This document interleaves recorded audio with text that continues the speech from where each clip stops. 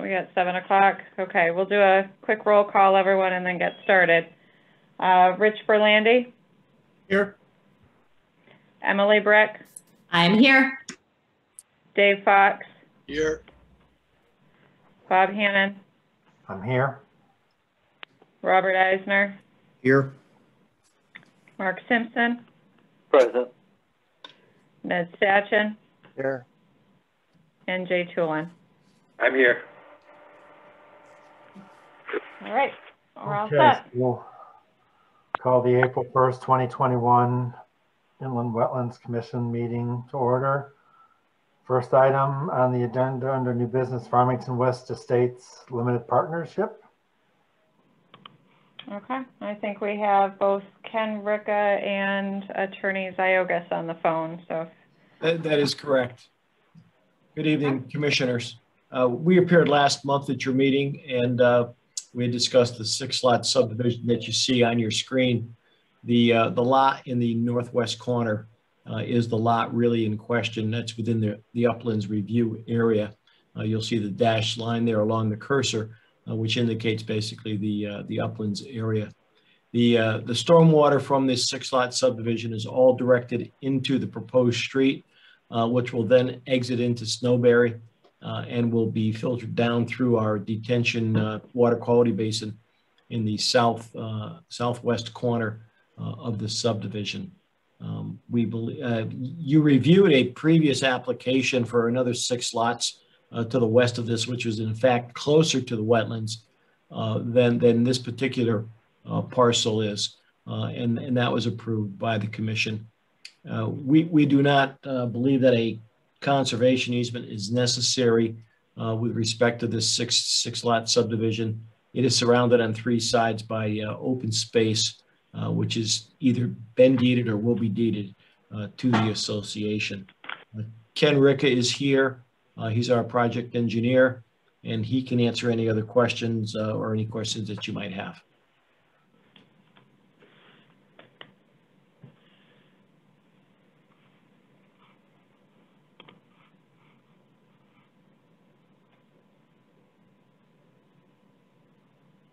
All right, so I'm assuming that the applicant is done with their comments right now?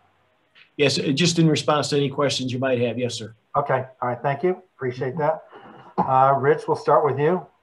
Any comments, questions, concerns? No, I don't have any comments, questions, or concerns. Emily? No, sir. Thank you. Dave? No, just one little thing. I had noticed in one of the plans, it shows where the soil stockpiles are, and one of them is in that northwest corner of the northwest lot.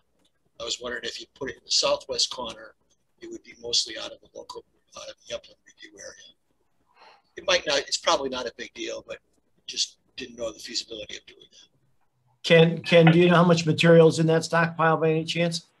The stockpiles are just a representation to show that there needs to be stockpiles on site, so we can certainly move that location. They're going to be nebulous because as the construction takes place with the limited room, they're going to keep smaller stockpiles around the site, and they will be constantly moving. I can certainly move that out of the regulated area and show it elsewhere as an indication that maybe it shouldn't be put there. But you know, when they do stockpile, there's such limited room that they'll maintain stockpiles, and I just wanted to make sure that on the plans it's clear that the stockpiles should have silt fence around them and potentially stabilized if they're going to be there for a long period of time. So moving that stockpile is not an issue. Okay, thank you. Is that it, Dave? Yeah, that's all I have. Okay. Robert? No comments. Thank you. Okay, Mark? No comments also. Ned? No questions. Jay? I don't have any questions. Thank you. All right, I agree with Commissioner Fox's comments about moving the stockpile out of that area. I just think it'd be easier just to clear it out of that area, then there's no question whatsoever. If it was put on the property line of 155, 154, but it's still out of the 150-foot setback area. I think that would probably work a little bit better for everybody.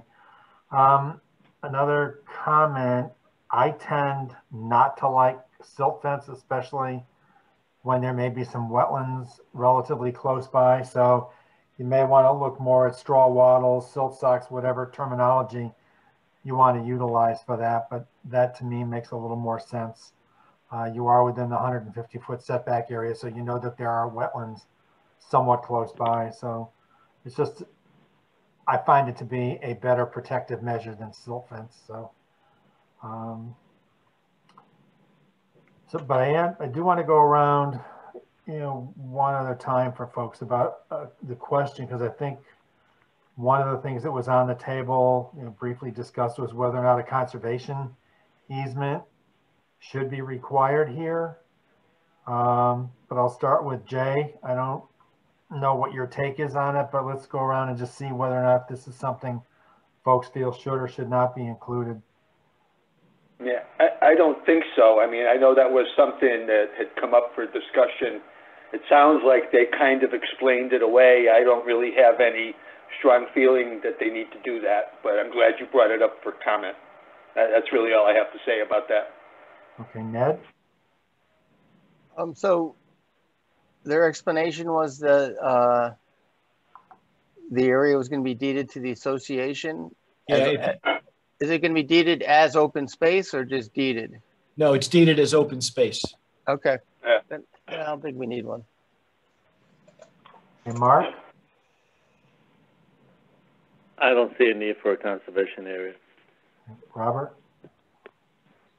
Unless the staff recommends one, I don't see the need.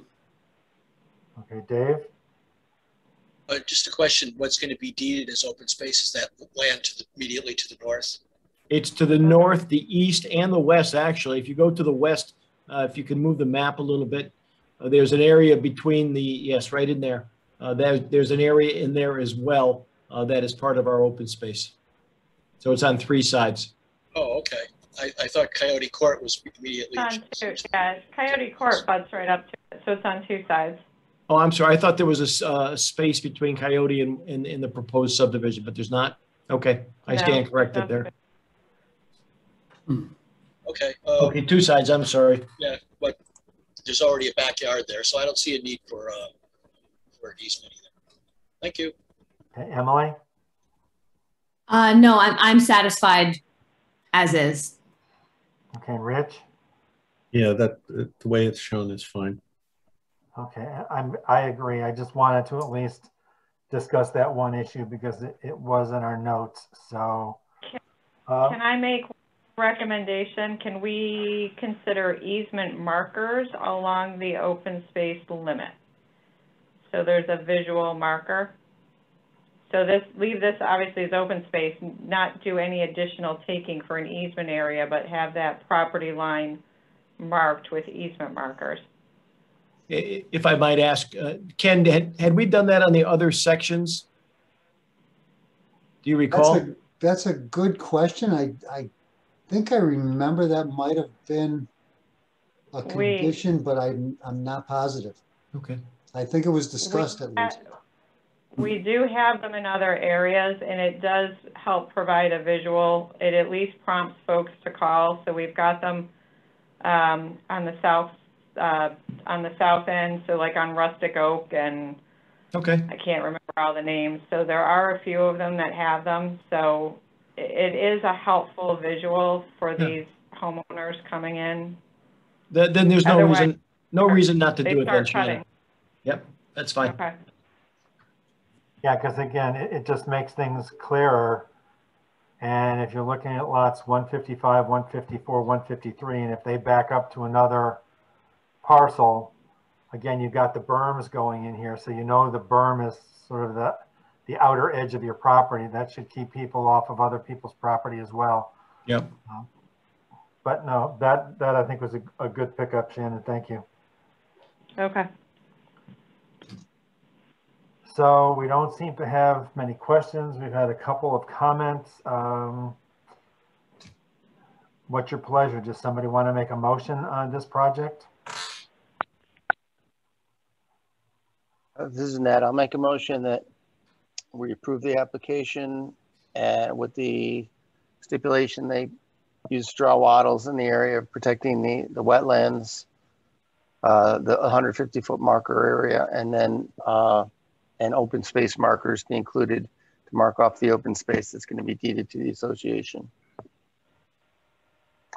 there a second? Jay, I'll second. Oh, sorry. Both second, I guess. I don't know who you got, Shannon, but I know that somebody seconded. We're good. Okay. Haven't really heard too many comments, so I'll just go directly to a vote. So those people in favor, and actually, Rich and Emily can't vote on this, correct? Correct, because you have everybody, but they were fine commenting and participating in the conversation, but they're not part of the vote, correct? And we still don't have a 7th member that's missing. Correct. Okay. Yeah. All right. Yeah. Okay, so those people in favor of the project say aye. Aye. Aye. Opposed? Abstaining? So be it. Thank you. For that. Thank you. Appreciate it. Thanks.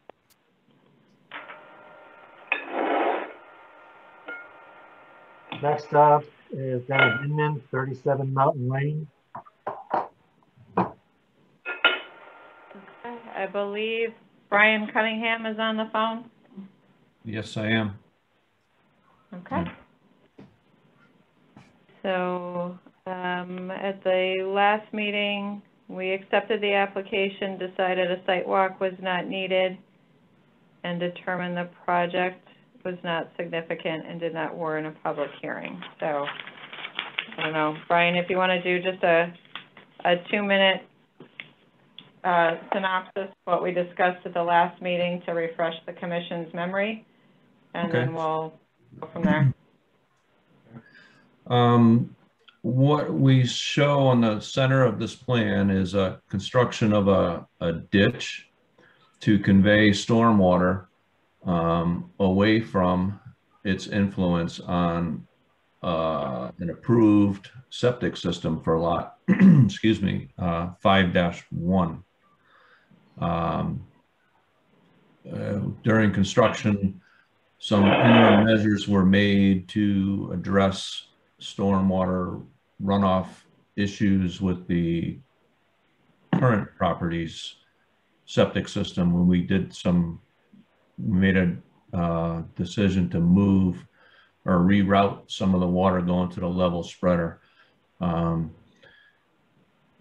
In doing so, that inadvertently directed water directly to the future site of that septic system where Shannon's got her cursor. So we started implementing this plan. We talked to the town to let them know what and why we were doing that, with staff rather, going forward, and that'll address that concern.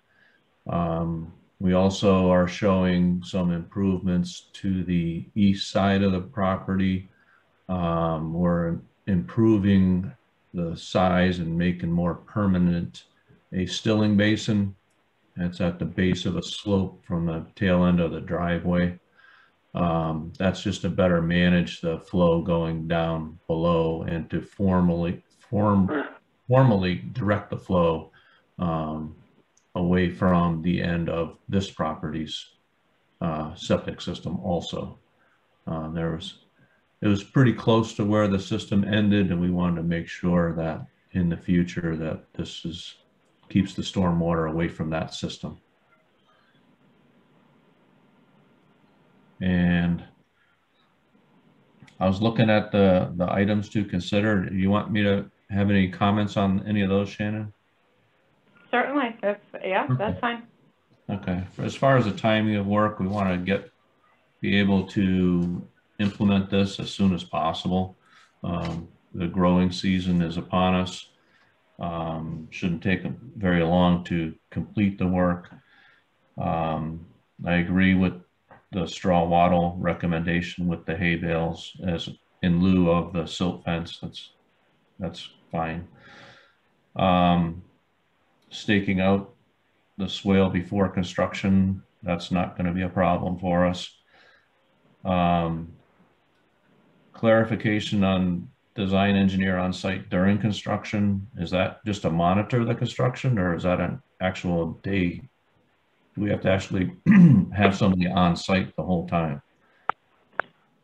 Well, my thought is so I wrote the comment, so, and it's certainly open for discussion with the commission, but my thought is to have you or a representative from your company there for sufficient enough time to ensure that this is being constructed per plan. Okay. Given that a number of elements that were constructed the first time around were not to plan. So okay, if that got to be there the entire day, or you got to be there for 2 hours in the morning or 2 hours in the afternoon, but sufficient to ensure that it is constructed per plan. Okay, no problem. An as-built of the swale is not a problem. And an engineer sign off that the swale was constructed in accordance with the plan. I personally would suggest that just say that it's constructed in substantial conformance, because I don't know how we can say it's exactly per plan, even with an as-built. So I would. That's fine. I'm used to that language. Again, there's enough things that have been constructed on this plan, this property, that weren't to plan, that I think warrant these additional measures. That's, so and again, I don't have a problem. It's just the nomenclature of saying constructed in accordance or in substantial conformance. I think that's substantial conformance is a better reflection of what we could sign off to. Understood. And with that, if anybody has further questions, I'm here to explain. Thank you. Jay, we'll start with you. I don't have any questions or thoughts. It sounds like they're addressing the comments from our agenda review sufficiently, so I don't have any thoughts or questions. Okay, Ned? What is the base of the trench going to be? Base of the trench is, okay, that's the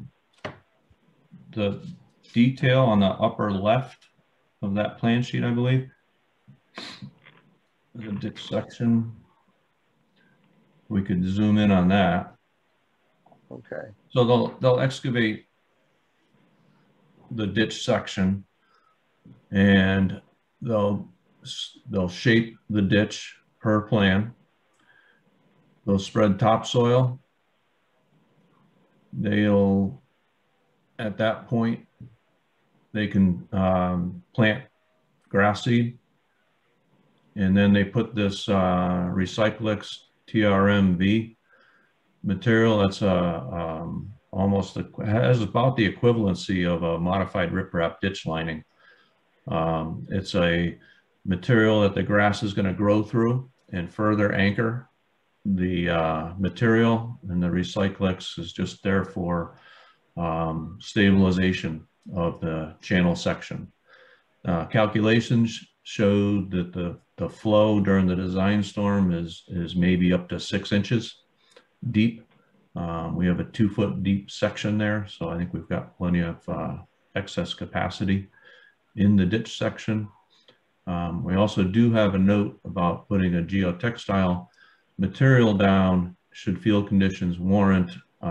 We would be looking for groundwater and I don't think we're going to hit any, but if some groundwater was to be observed during the construction phase, we would put that geotextile material down just to provide some separation between the new ditch lining and that groundwater.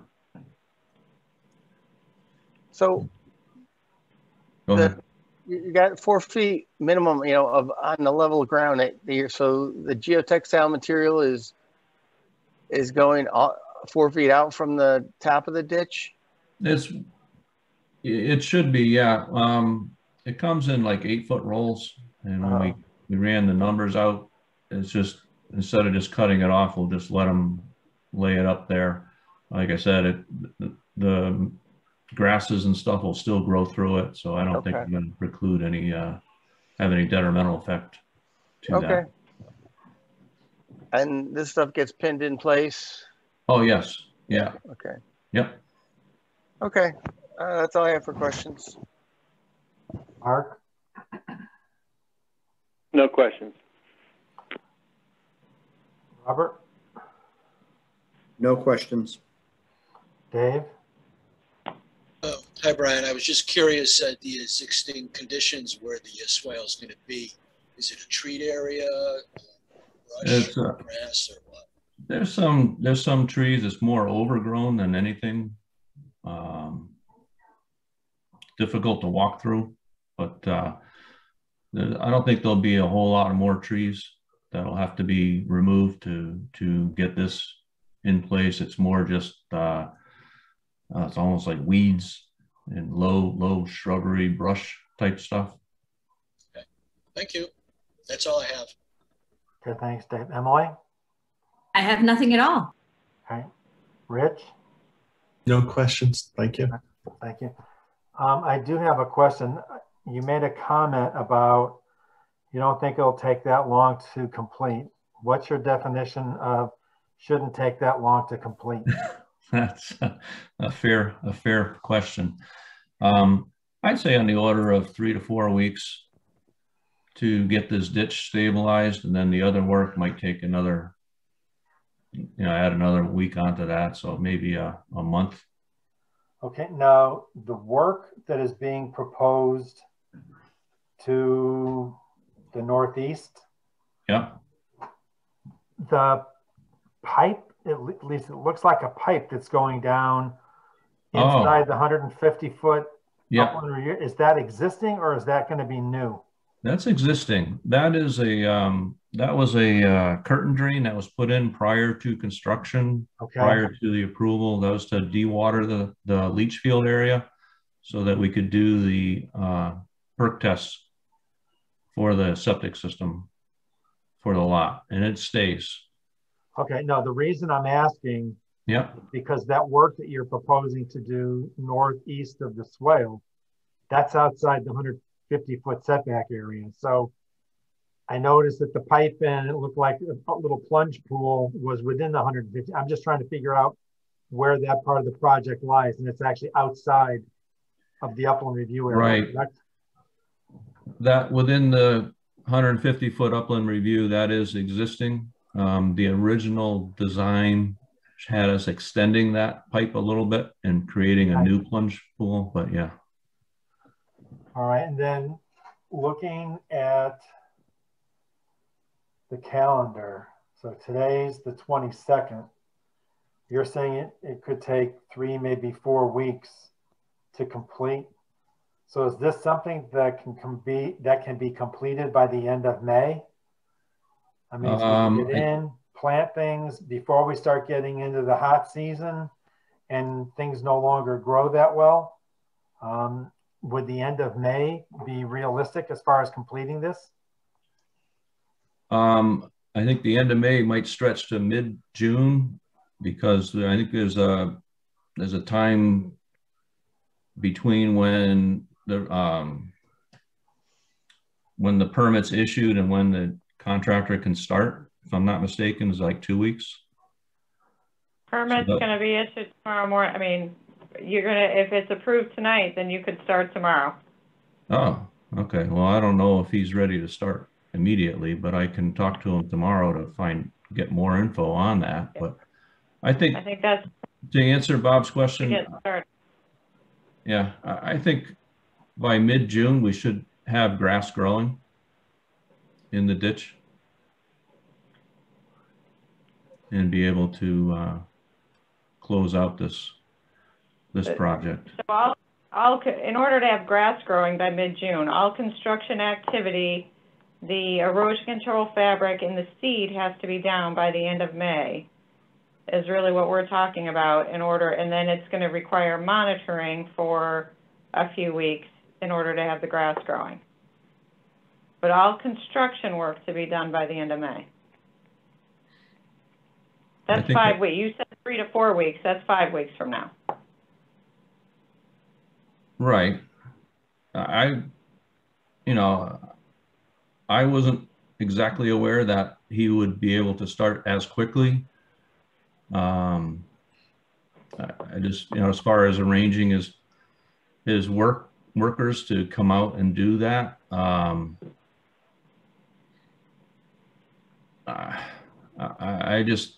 think. Is he on the call? He was on the last call. Is Dana on the call? Yeah, I'm here. Can you hear me? Okay. Yes. Yeah, we can. Yeah, I'll make calls tomorrow. I honestly was under the impression we weren't able to start until June 15th because of the original subdivision approval. No, we want this long done and you out of there by then.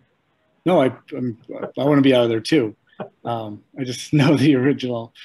I wasn't allowed to do any work until June 15th. So I will make the calls tomorrow to find out how quickly we can start.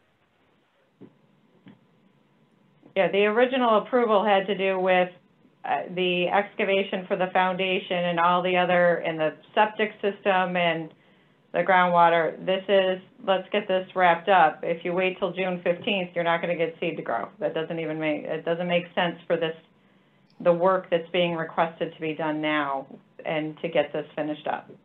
Yeah, no, I agree. So I think, Shannon, one of the things I would be inclined to do is, have, if this goes forward as a condition, is having all the construction work completed by the end of May. Now, if it takes a week or two for the grass to start coming up, so be it, but at least get the construction done and the grass planted, and then let it germinate and do what it's going to do. So agreed. That's kind of where I'm coming from on it. So, okay, but thank you for your responses on my questions. Anybody else have any other questions before we see if somebody's willing to make a motion on this?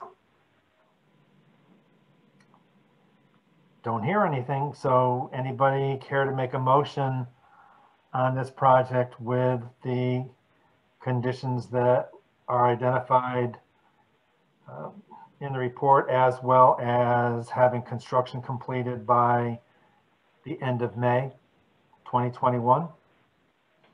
So moved by Robert. Is there a second? Second by Mark. Okay, any questions, comments, concerns on that?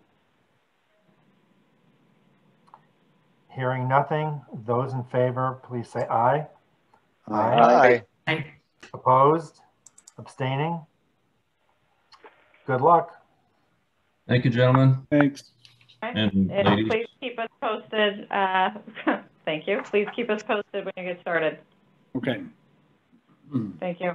Very well. Thank you, guys.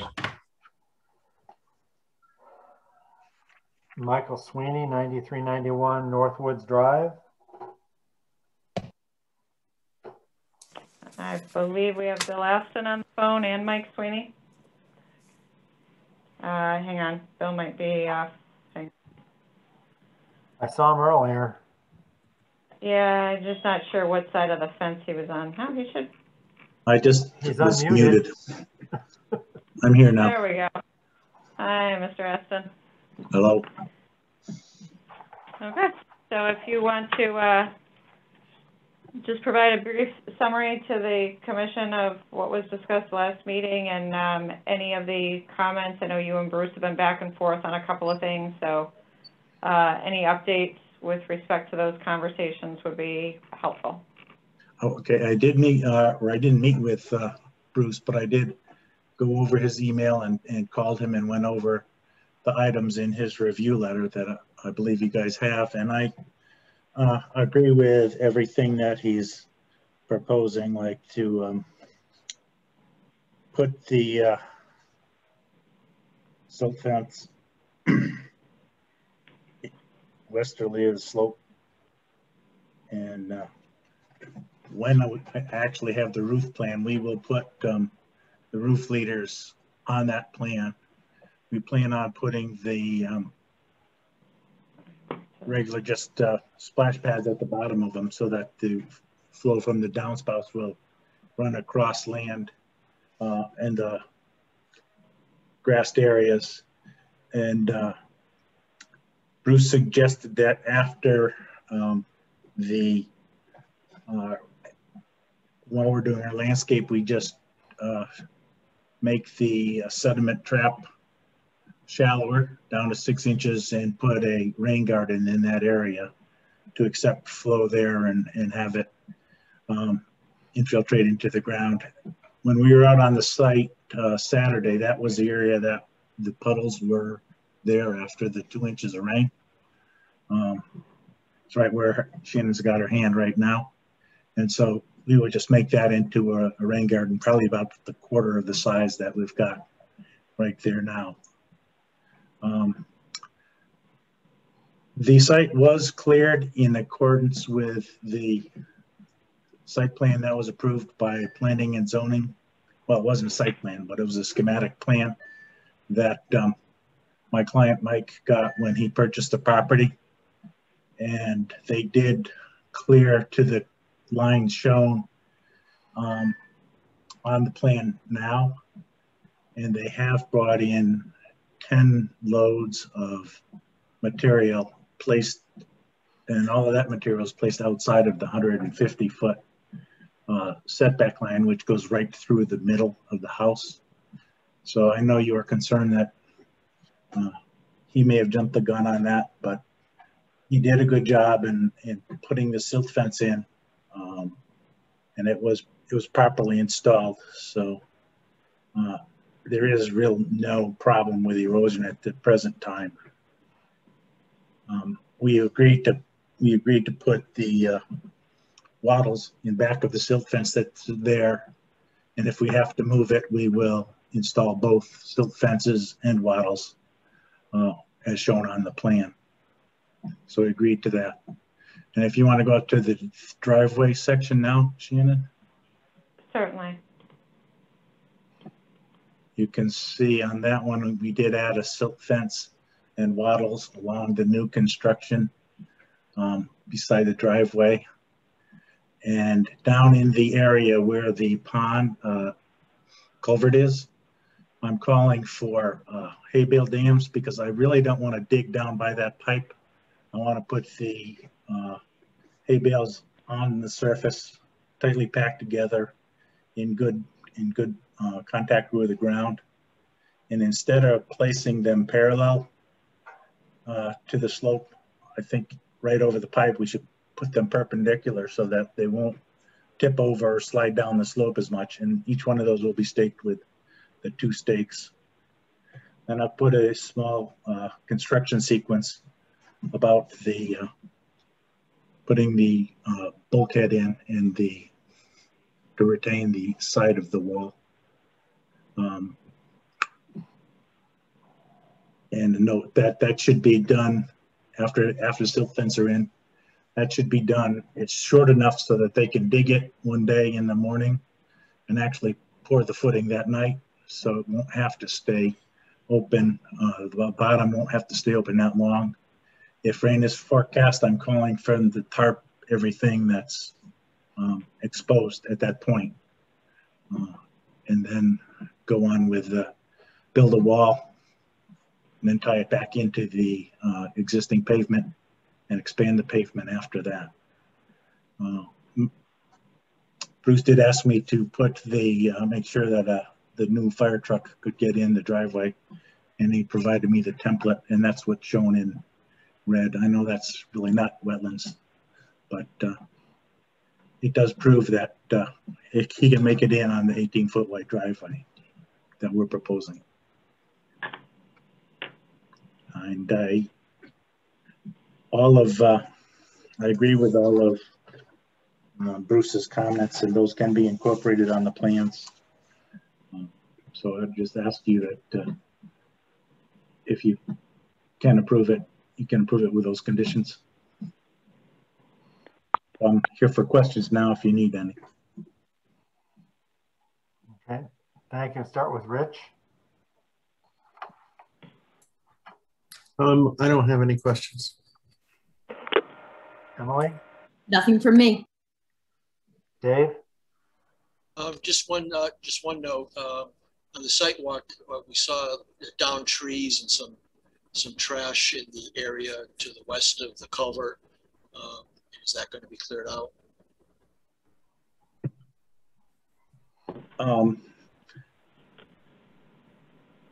Mike, you can answer that for him, but I know we're going to have to clear a little bit out right by the culvert just to get the silt fence in. There were some downed logs across the brook, so we need to clear some of the logs out just so that we can get the silt fence in. As far as the trash, I'm sure Mike wouldn't mind picking that up. Mike's muted right now, so I see him talking, but can't hear him. Mike, you need to unmute your mic.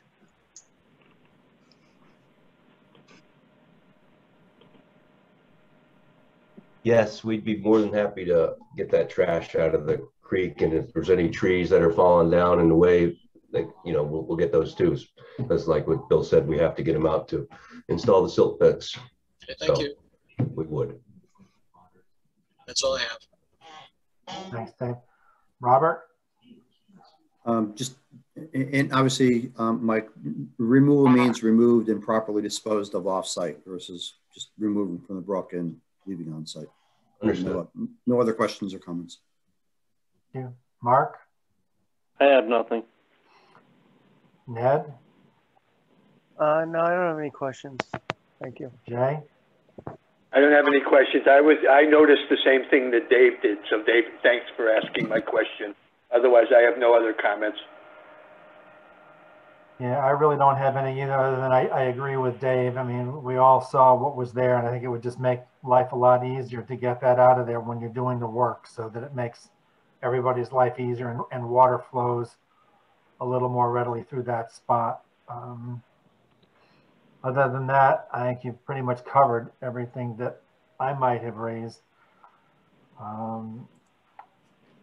We have to determine significance first on this? I mean, that's the first thing we have to do, correct. Okay. We did not do that the last time. We wanted to see the site first. So we'll go around. Rich, I'll start with you as to whether or not you think it's significant or not significant.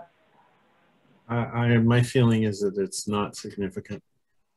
Okay, Emily? I couldn't unmute in time. I do not find this significant. Okay. Dave? Not significant. Robert? Not significant, but regulated. Mark? Not significant. Ned? Not significant. Jay? Not significant. I also feel as though it's not significant. So would somebody care to make a motion that this is not a significant activity? So move, Stanchion. Is there a second? Second, Dave. Okay, and I don't think there's any discussion on it. So those in favor say aye. Aye. Aye. Aye. Opposed, abstaining. Okay, so it is not a significant activity. What's your pleasure about the application? We've accepted it. We've said it's not significant, so there's no hearing. So what's your pleasure? Somebody want to make a motion on this project?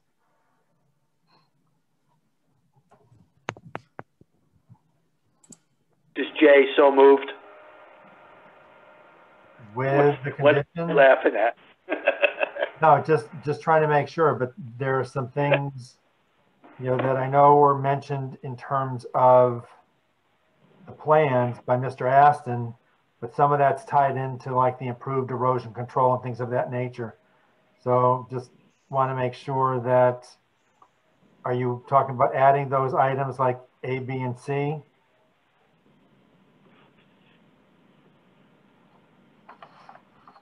That is correct. I will look at the pipe, make sure that it's structurally sound. Yeah. Now this is more for Jay's motion. I just want to make sure that he's including those as conditions. Okay, sorry. No problem. Oh,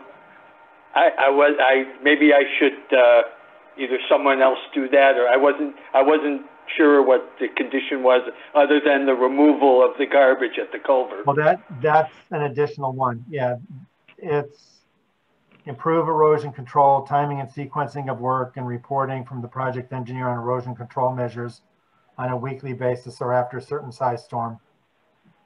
This is Ned. I'll make a motion to approve the application with the town staff items about erosion control and the using the hay wattles and to police and clean the area afterwards, and to contact project engineer on any kind of erosion problems. Okay, is Thank there you, a Ned. second? Jay, you want to second that? I guess I'll second that. I'll second Ned's amending of my motion. Okay.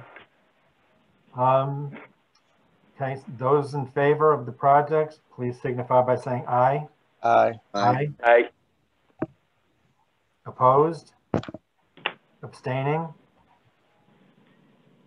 Good luck with it. Thank you.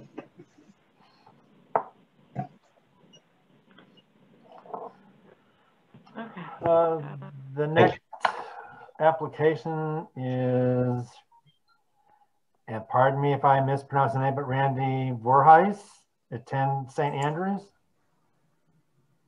Yep, and I have not seen Mr. Van Voorhees call in. So I've been to the property. This is one of those, it's for a detached garage. It's whether or not the commission thinks you need to accept an application or make a determination it's permitted as a right. If you're agreeable, I'm happy to provide an explanation, and then if you don't feel it's sufficient or you want the application, then yeah, I emailed him and he was on the list to call in, so I can go either way on this.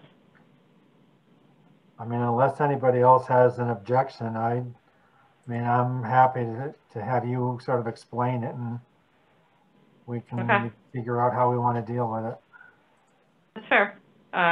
So the property is at 10 St. Andrew Street. It is his mother-in-law's property. He plans on, there's a purchase that's underway. And he's looking at constructing a detached garage off the side of the driveway. So this driveway actually loops through and is a circular driveway. And then there's a hammerhead here, and the garage bays are here. There's a sunroom here. And he's looking at constructing a two-car detached garage in this location. And you'll see there's a cut-in water course here, and this is Farmington Land Trust property here, and then these are the back of properties along Mountain Spring Road. This is 77 Mountain Spring Road. You may recall Mr. Manafort's property with the large fill that came in and detention basins at the bottom, and during construction we actually had on more than one occasion where some stormwater from Mr. Manafort's construction site came through, and this stormwater comes off this property through the land trust property, and there's an intermittent water course that runs through 10 St. Andrews backyard and comes this way, ties into what would probably be referred to as a perennial water course. I was there a couple of weeks ago, 3 weeks ago now, and took photos. This water course it would definitely be defined as an intermittent water course. It's a defined channel with a definite top of bank to it. There was no water running at that particular point in time a couple of weeks ago. There was water in this, what would be referred to as a perennial water course. So again, he's looking to construct a two-car garage and nestle it in here. We discussed keeping it at least 15 to 20 feet from the top of bank of this water course. There is a wellhead. So here's a portion of the as-built survey, just looking at it obviously in the other orientation. This is the hammerhead portion of the driveway. These are the existing garage bays. This is where, right off the edge of pavement, he's looking to construct the proposed two-car garage. He's got to avoid the wellhead. The intermittent water course comes behind, almost off this page, and the perennial water course you can see here in this location. Need erosion control. Depending on the size of it, at this size, he's trying to determine if it would even be allowed as part of his deciding on whether to purchase the property. For him, this is a critical element as far as to go hand in hand with purchasing the property. At this size, this would also need a special permit with the Town Plan and Zoning Commission. Any accessory structure that's over 700 square feet, I believe, requires a special permit, which would have a public hearing then if he went with this size. I've got a feeling it would probably be scaled down and get under the 700 square foot threshold ultimately. So that's it in a nutshell. Shannon, if yeah. you get it under the 700 square foot, is he still at a 2-car garage? You could, yeah. There's plenty of 2-car garage under 700 square feet. I think somewhere around the 550, 600 is kind of the minimum they need to hit the 2-car garage. Yeah, because 35 feet wide seems a lot more than a 2-car garage. Yeah. Correct.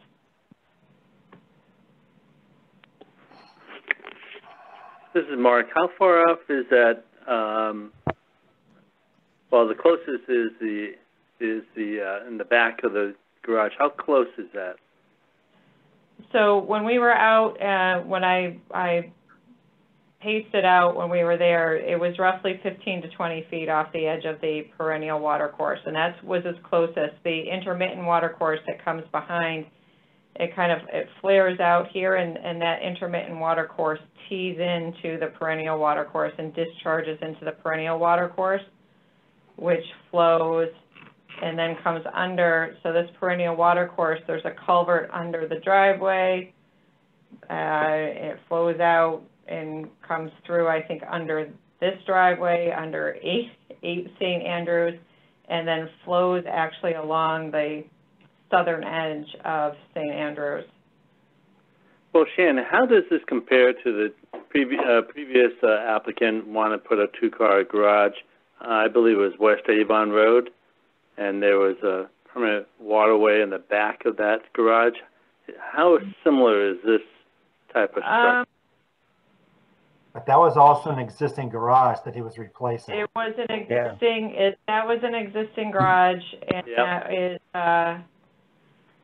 a named water course. So so the water course that it's adjacent to on West Avon Road, the name of the water. It's a major stream. Yeah.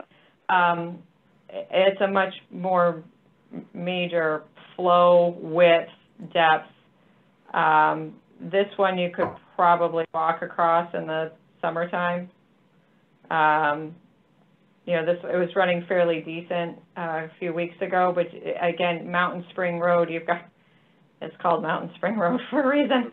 So all the water is running down. So again, this one, it's a complex. And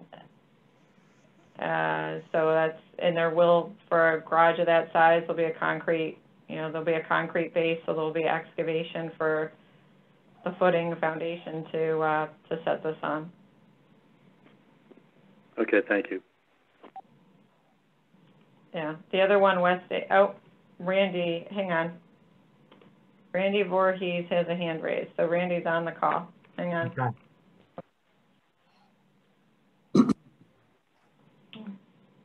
Randy, are you there?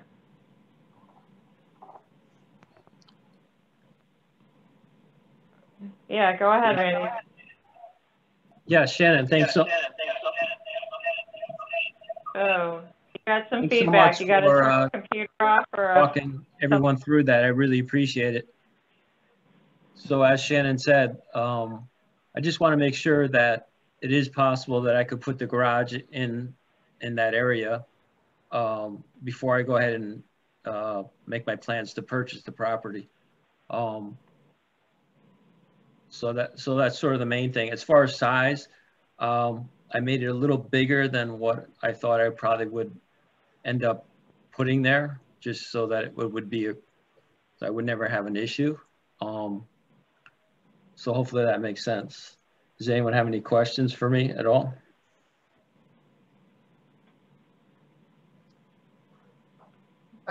This is Ned. I'm a little concerned, like where the top of the slope is, and and if he'll be able to stay away from both the intermittent water course that runs behind it and the regular water course. I mean, so the intermittent water course would be behind the garage that runs into the main water course. And how much of a slope down to the water course is there? How much is slope from that? So there's, I mean, it's not real steep. No, it's not. Okay. No, it's fairly level. It's fairly level out to this direction. As you approach the perennial, it's level and it's a sharp bank, but it doesn't, there's the ability to construct the garage without getting into the bank of either water course. Okay. This does rise up, so the driveway here, as you come up into this lawn and planting area, rises up about 1.5 to 2 feet. So the back edge of this, because obviously the garage has to be level with the driveway, so the back edge is actually, the back wall would have to be retaining wall. But there'd be anywhere from 1.5 to 2 feet of the garage is going to have to be formed at that back and act as a retaining wall, because you're not going to have it at that slope here. Yeah. I figured it out for you. Okay. Jay, do you have any questions? I don't have any questions. When we get to the point of how we're going to consider this, I may have a comment, but for now, nothing. All right, Ned, anything else?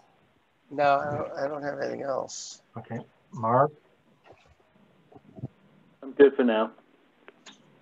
Robert? The house currently has how many garages? How many garage bays? 3. Okay.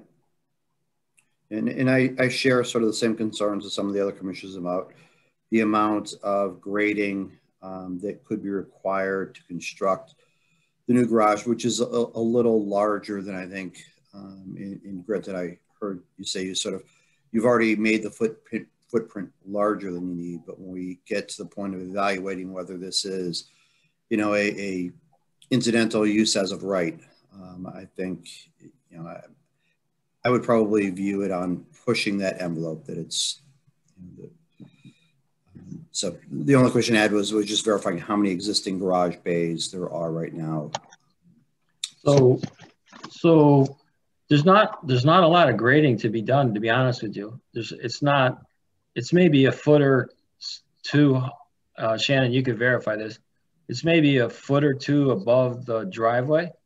So there really is not a lot of grading to be done. Shannon, would you agree to that?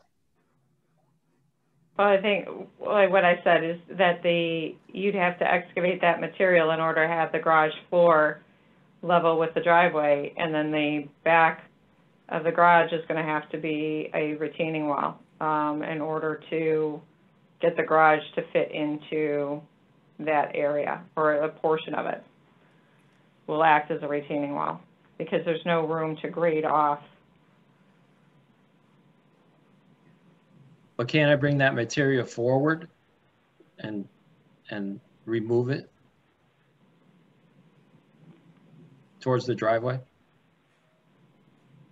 Yeah, and my point on the grading was the more grading, the more potential for erosion, the more potential for impacts, and the commission looks to evaluate what activity is occurring and what potential impacts the wetlands. That was what the driver behind my question. So Mr. Chairman, that was the only question and comment I had. Thanks. Okay, thank you. Dave? Yeah, I guess I'm a little bit concerned too about the size of the garage, close 15 feet from the water course. Although it looked like on the hand-drawn thing that the distance to the water course is about the width of the garage, so maybe 35 feet or so. But making the garage as small as possible and as far from the perennial water course would be a good idea. Yeah, I purposely am not moving the point where I showed Shannon.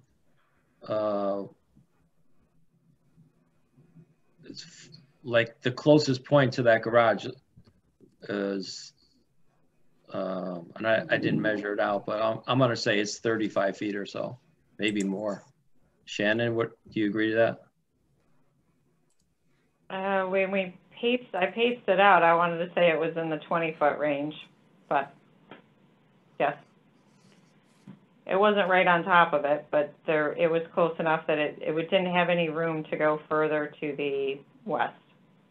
Right. The enlarged part of the garage that you see there is all to the, what would it be, to the northeast? It would be more to the east. It's not going to be any more enlarged to the, obviously towards the water course. I mean, ideally, I think I could get a 24 by, I'm thinking 24 is what I originally put in there, but I made it a little bigger just to play it safe in case I need to go slightly bigger. And that was my thinking on the little bit larger area. Not realizing, I guess, that I've never done this before, so not realizing that it could be an issue for you guys. 24 foot wide would make it 11 feet further away from the water course, so that would be a good start. That's all I have. Okay, thank you. Emily? I want to second that. I think it might be useful to have an actual known and agreed upon distance, because just if we're hearing at least 35 versus about 20, you know, might it be useful to actually measure it for real, for real? Yeah, but this is that. I lean towards accepting the application and let them come in with a real plot plan and site plan and show, you know, what size he picks. You know, what is the actual size of this garage going to be? Where is it actually going to be located? And how close to the intermittent and the perennial stream it's going to be. As if there's a three car garage on the lot already, I don't know, you know, if an additional 2 or 3 car garage is a permitted right. You know, it's not like you need to have additional garage space on the space. I understand he wants it, but I don't know if it's a permitted right. And I think you know, I lean towards accepting the application and have him come in with a better site plan, showing us exactly, you know, what he's going to do and what size this is and where it's going to be located in relationship to the streams. I mean, it doesn't have to, I don't need the whole thing constructed out. I understand he's making a decision here about whether he wants to do this, but some effort should be, I mean, if it wasn't right next to the 2 water courses, you know, I'd be a little more comfortable with it, but being where it is, I think we need a little more information. Okay. It seems doable to me. I just, you know, I'm not comfortable with it. Understand where you're coming from. Not seeing where it actually is going. Rich, any comments? You know, like comment or question I have is if there's any room beyond his whatever building he proposes there, would there be any room in the perimeter to do some plantings or some kind of buffer between the water course and the garage to try and you know, provide some shading or, you know, something to protect the water course. That's all I had. Okay, thank you. Yeah, I mean, I think my take, I kind of go along, I think what Robert was referring to and what Ned's talking about is with a 3-car garage already here and with at least the initial plan of like 30 by 35, I mean, that, to me, that's getting beyond that sort of incidental construction. The wetland locations have a say in that, so I think that's an issue. But also hearing about the possibility of needing a retaining wall. So I think this is getting a lot more complicated than I think we may have thought it was originally coming in under. So I think I would prefer to see the application coming in with the details as to related to what is the size of the garage that's being requested. And again, if, you know, what Shannon was saying, that I think it was what, 700 square feet, Shannon? If it's over that size, it has to go through zoning? Was that Correct. planning and zoning or ZBA? Special permit with zoning. Okay, so that again is going to take up some time because that's a formal process one would need to go through. And if you're trying to figure out whether you purchase or not purchase the property, and this garage is a critical element of that, even if we ended up approving it, it doesn't mean that you'd get it going in at the size you're proposing because there's still an additional process. So that could theoretically delay your timing on this a couple of months. So I'd like to see what size garage you're actually looking at installing. So yeah, I know you can go down to 24 feet, but what we have in front of us right now is 30 by 35. So I'd kind of like to see an application come in. So I would not be inclined to take this in as, you know, an activity by right. So that's kind of where I'm coming from. I don't know if anybody else wants to, you know, make any additional comments on that.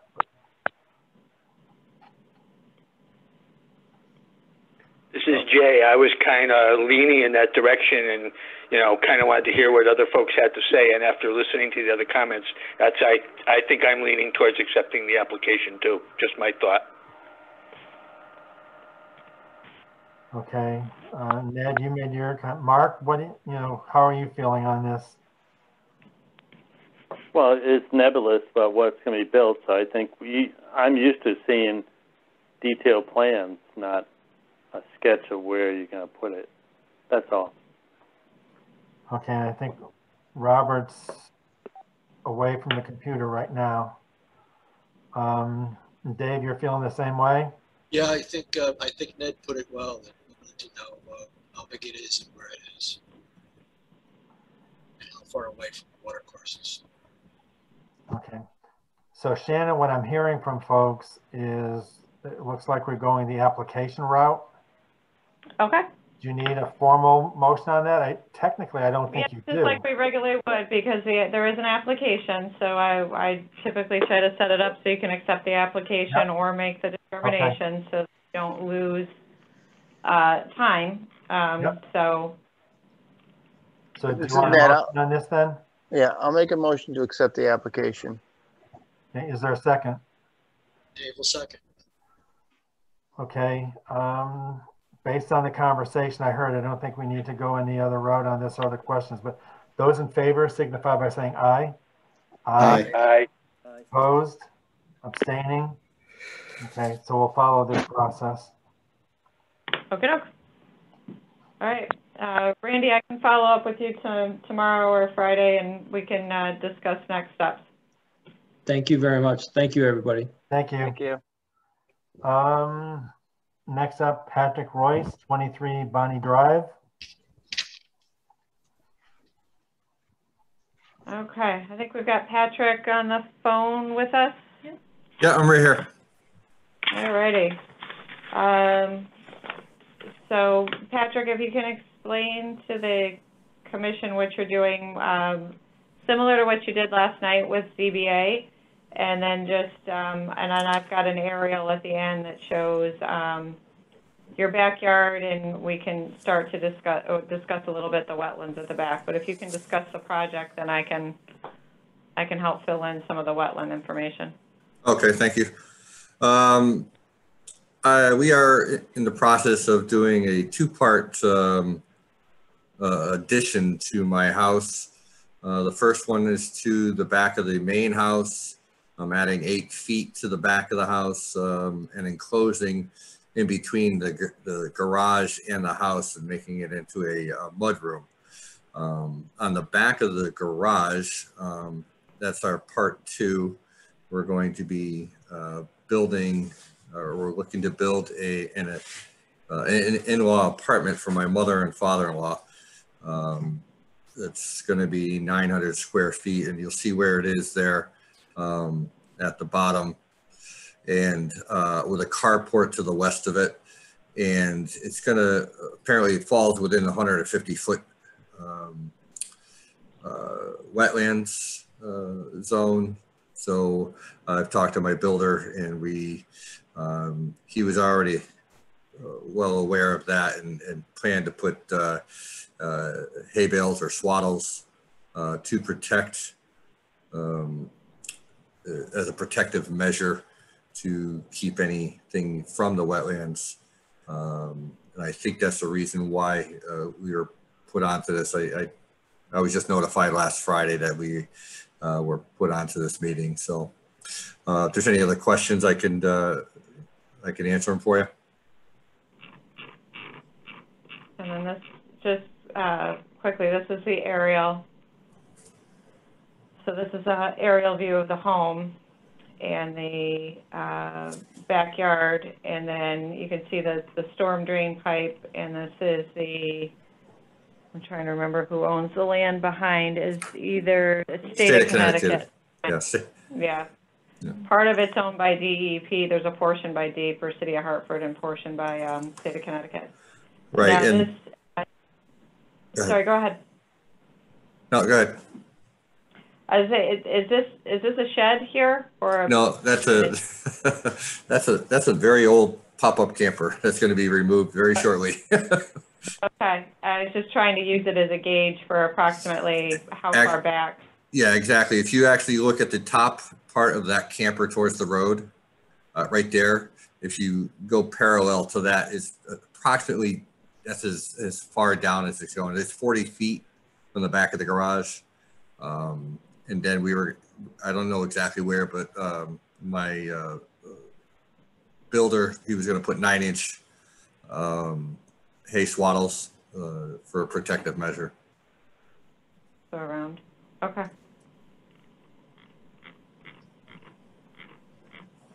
Okay. So do you have anything else you need to add at this time, Patrick? I don't believe so. If there are any other questions. Okay. Hey, Rich, I'll start with you if you have any questions. No, I don't have any questions. Okay. Emily? No, sir. Dave? No questions. Robert?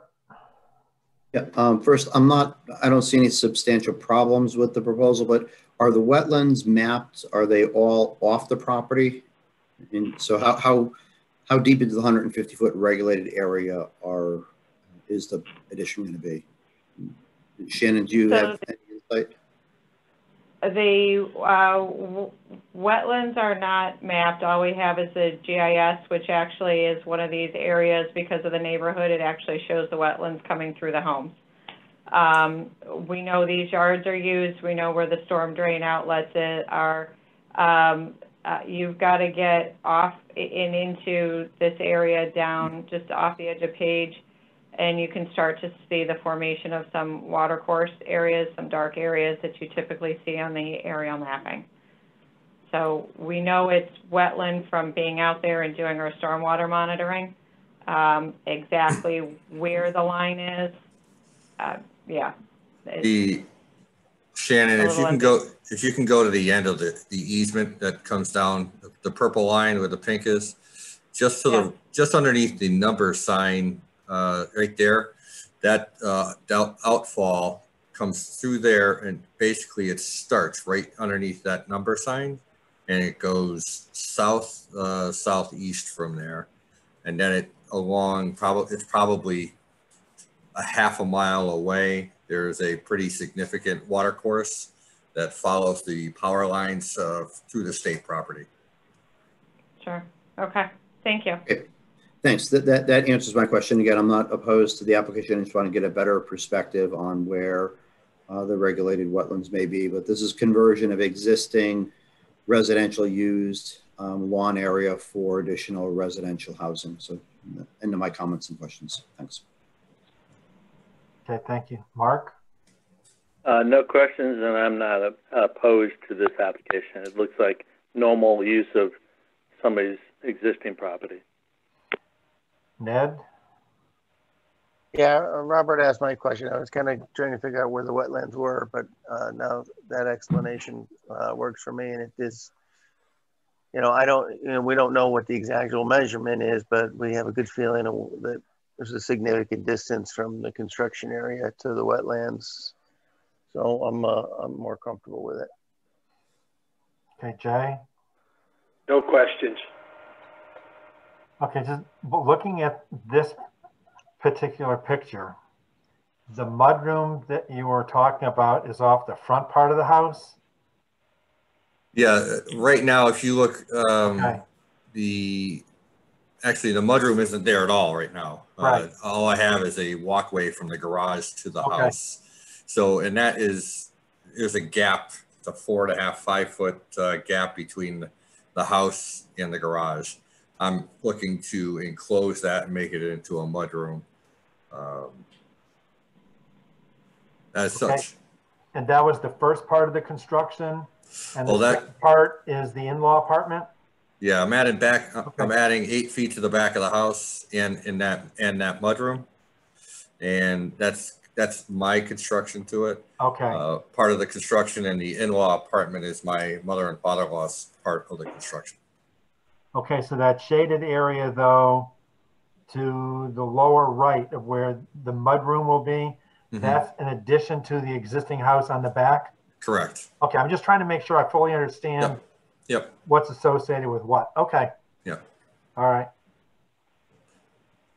No, and I agree with the other comment. It looks as though the wetlands are far enough away so that although we may not have the exact footage, we know that it's not right on the property line. I guess the question I have for the other commissioners is, I know we've talked a little bit about it, but what is your take as far as this coming in as an application, or is this a permitted use as of right? So Rich, I'll start with you. Just get everybody's feeling on it.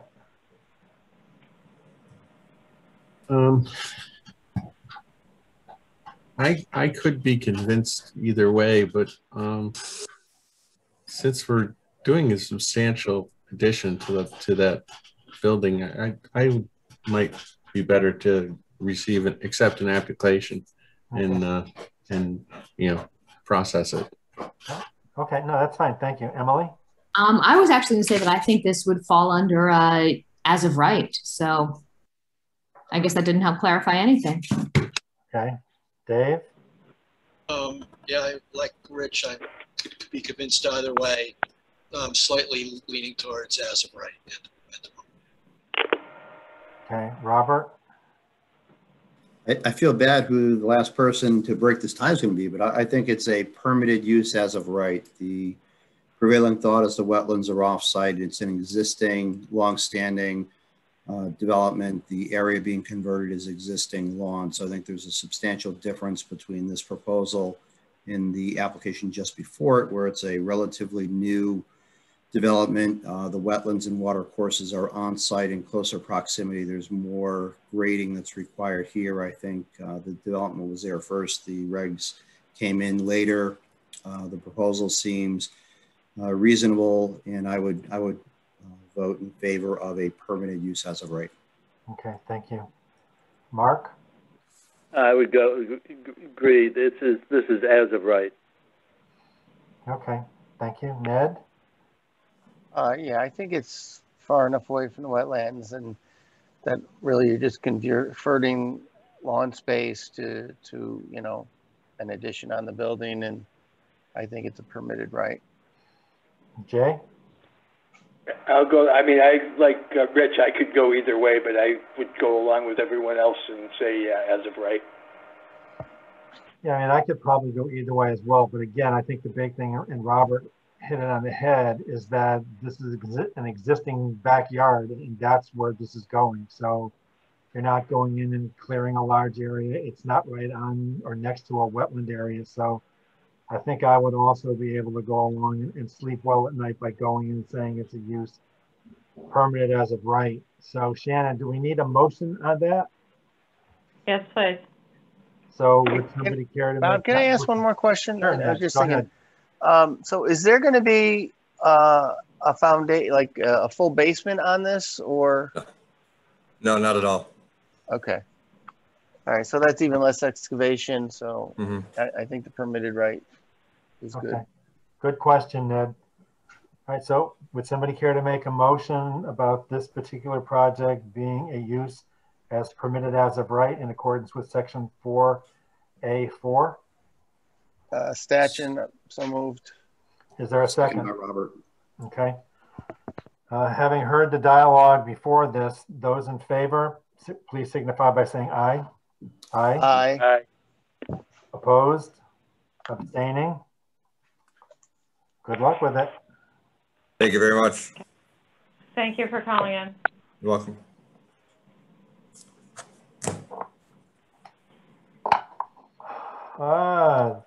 Newport Realty Group, LLC. That is next on the list. Do we get to take a site visit to Newport, or how does that work? I don't think it's the Newport you're looking for, Ned. Lobster rolls. So I don't know. I think I don't know, Mr. Hohab, Attorney Hohab, are you gonna get us started, or who's leading this evening? Chris, you're muted.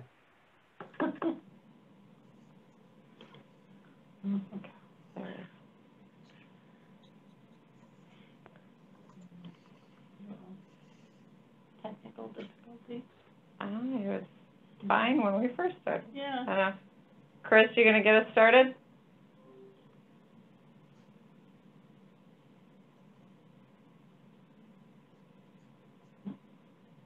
Yeah, your microphone's not working. Got it. Okay, Andrew Quirk, you're on. I am here. Just wondering if Chris was due to make the introduction, if he'll be able to do it. Let's see. Well, it doesn't seem that way. He's having an issue with it. So in the interest of moving this along, I've got the presentation up, and so we can get started. I don't know if you want to start with you with discussing the site. We can start with Mr. Lord.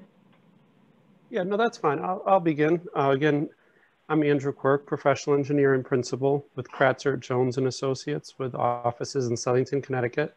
The applicant for the project, Newport Realty, is also online here with Mark Lovely and I believe Tony Valenti as well.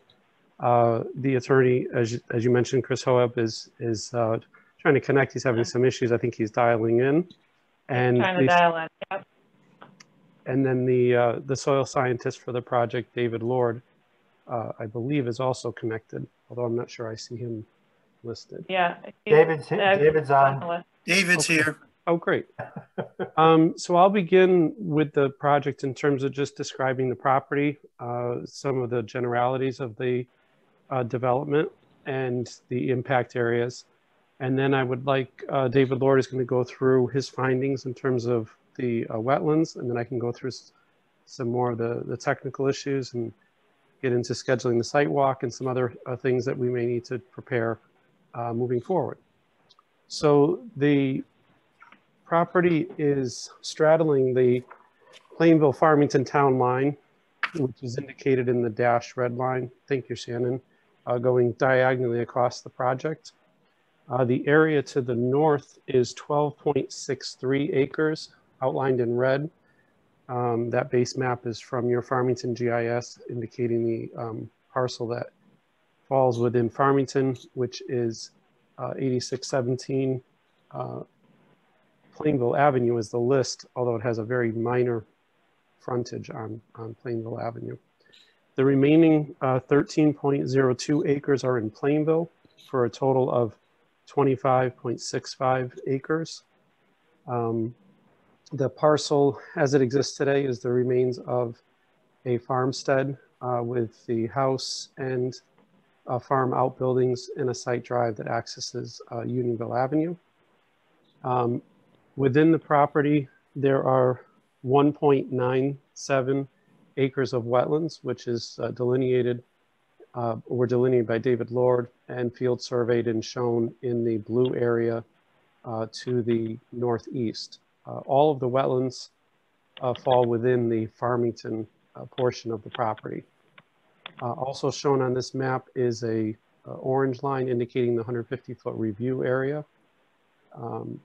That is for Farmington, and all of those activities that we're going to describe in terms of wetlands occur within the Farmington portion of the project. The wetlands will go into more detail with David Lord, but just simplistically, the wetlands start at the outfall of a 30-inch corrugated metal pipe at 8 Laurel Lane. That is from the connection of a drainage system for that subdivision to the north, and then they flow southeasterly through the property. There is a break in the wetlands, which we'll talk about in terms of the design. There's the land bridge, if you will, or a break in the wetlands, more than likely due to previous farming activities that provided access to the far northeast portion of the property. I should have included the 1934 aerials, which showed the various pastures on the property when it was previously more cleared and has since grown back, but there were numerous pastures and break lines and access roads through the property. With that, the next slide, please. Oh, there you go. So the proposed overall development is for an age-restricted common interest community where 61 total units. Of those units, 38 would be in Plainville and 23 in Farmington. It would be a private road, private sewer, and water service provided for the property. We do expect to go through numerous applications in both Plainville and Farmington in terms of zone change, special permit, and site plan. We've been working with staff for several months.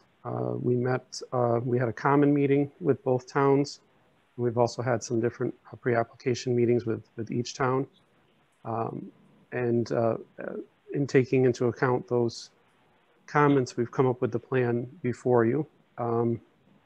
This type of design does allow some flexibility compared to a conventional subdivision, whereby we were able to try to keep the units, for the most part, they are outside of the upland review area. We'll go through that in a little more detail where there's some minor infringement, and allow some flexibility in terms of grades and designing that can minimize the impacts. On this overall sheet, to serve the property, there's public sewer at the end of Laurel Lane, which is the cul-de-sac to the northeast. And we would propose to connect to the public sewer in Farmington coming into the project. Water service is available from Plainville, and that would be looped to the neighborhood to the south. And all the vehicular access to the property would be from Unionville Avenue, from Route 177. would just be an emergency access over the water connection out to Washburn to the south. The next slide, please. This is the 40 scale plan that shows a little bit more of that detail. In addition to that sewer crossing, there's a stormwater management area to the southeast. That's the primary area for treatment for stormwater that's proposed in terms of water quality, as well as peak attenuation. We are going to be proposing numerous rain gardens throughout the site, as well as roof water collection and infiltration. The site has excellent soils, primarily A, as well as type B soils that are great gravelly soils for infiltration. So we're trying to mimic that as best we can with a low impact type development design. The roadways will be curbed just on the side that have the sidewalk system and allow for some sheet flow. We've got gentle grades on the roadway design throughout the site so that we can mimic those existing grades and reduce the cuts and fills. Some of that will go into more detail, I think, with zoning, but specific to the wetland application, that stormwater management area, a portion of that is within the upland review area and located in the southeast area. And then again, the units to the east are generally along the upland review area line with clearing for the rear yards that goes within the upland review area. On the next sheet, I believe it's the next sheet, it highlights the areas of impact for the application. So shown up near Laurel Lane, near 8 Laurel Lane, there's a very small red area just below your hand at the tip of the wetlands. In bringing the sewer line into the project, the proposed sewer connection is right at the outfall to the 30-inch corrugated metal pipe. If we went further east, we would have more of a wetland impact. And if we went further west, we would be further into this abutting property owner's property, which is developed in terms of a house, driveway, and other structures. So we've positioned it as far west as we can, thereby reducing the wetland impact, direct wetland impact. But we do expect that during construction, the envelope of construction for the sewer main, which in that area would be fairly shallow, around just about 5 feet deep, 4 to 5 feet deep in that area. But there would be obviously a construction envelope to construct the line, excavate, and then return the area to a stabilized condition. We disturb with that envelope 22 square feet of direct wetland impact. And that's that very small red area. I then included an area, I believe it's 15, I believe it's at least 10 feet either side of the sewer main as part of the upland area disturbance. The entire calculated upland review area disturbance is 0.7 acres. Of that, it sort of conveniently breaks into sections of 30% of that upland review area disturbance is associated with the sewer, which is 0.2 acres. Of that 0.2 acres, 0.13 is on that existing lot of 8 Laurel Lane. So you can see some of that orange shading, for example, is in the cul-de-sac of Laurel Lane. It's existing pavement, but it falls within the 150 feet of the wetlands, so is appropriately included in that area. But I did want to mention that of the 0.2 acres associated with the sewer construction, 0.13 of that is off of the off-site, off of the property that's part of the application for the development. Another 40% or 0.3 acres is associated with the rear of those units as we move southerly. So 40% of that upland review area is associated with those units. And then the remaining 30% or 0.2 acres is associated with the construction of the stormwater basin. So roughly a third for each, although about 40% for the rear yard disturbance. The units, again, I think was called out in the memo with the specific distances, but again, varying from, I believe, as close as 147 feet to as far as, I think, 160 feet is where those units are located. We usually leave at least 30 feet from the rear of the back of the house to the clearing line, just for safety in terms of mature trees and proximity to the units.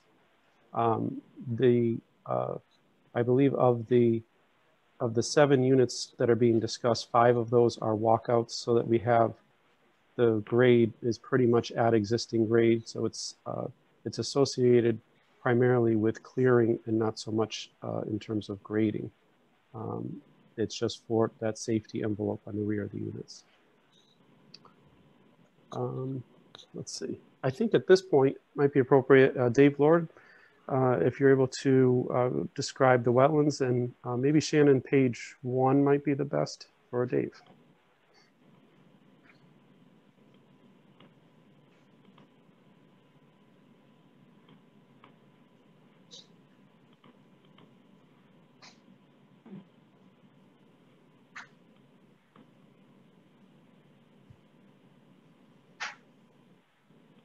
Dave, are you there? Yeah, I'm here. Okay. Okay, good evening. For the record, David Lord, soil scientist for the applicant. What you're seeing on the screen right now is the findings survey located of the on-site investigation, which I did and completed in March 1st of this year.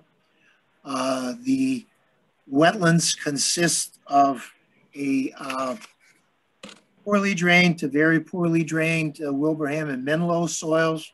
They have a very stony surface. Surface water flows in a generally southeasterly direction, down gradient to the east. Along the edges of the wetland, you have some seepage flow. The channel which comes onto the property from the storm drainage outlet appears to be intermittent in character, but the wetland itself appears to be a discharge type wetland with, again, flows to the southeast. There is a intermittent watercourse channel within the confines of the wetland. You can see some of the dark areas where the channel does have a confined characteristic, relatively shallow, but it does have a confined flow pattern. The other element, Andrew touched on this a little bit, there's a former access roadway which spans the wetland. It's a culverted crossing which provides access to the northeast corner, which is a higher ground area.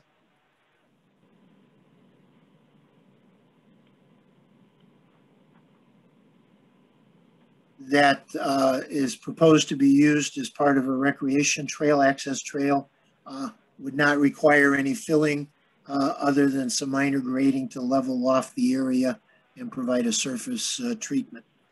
Upland soils, as has been described, are very coarse, gravelly sands. They have high permeability, great infiltration characteristics. Water that reaches a particular area for any length of time will quickly soak into the ground.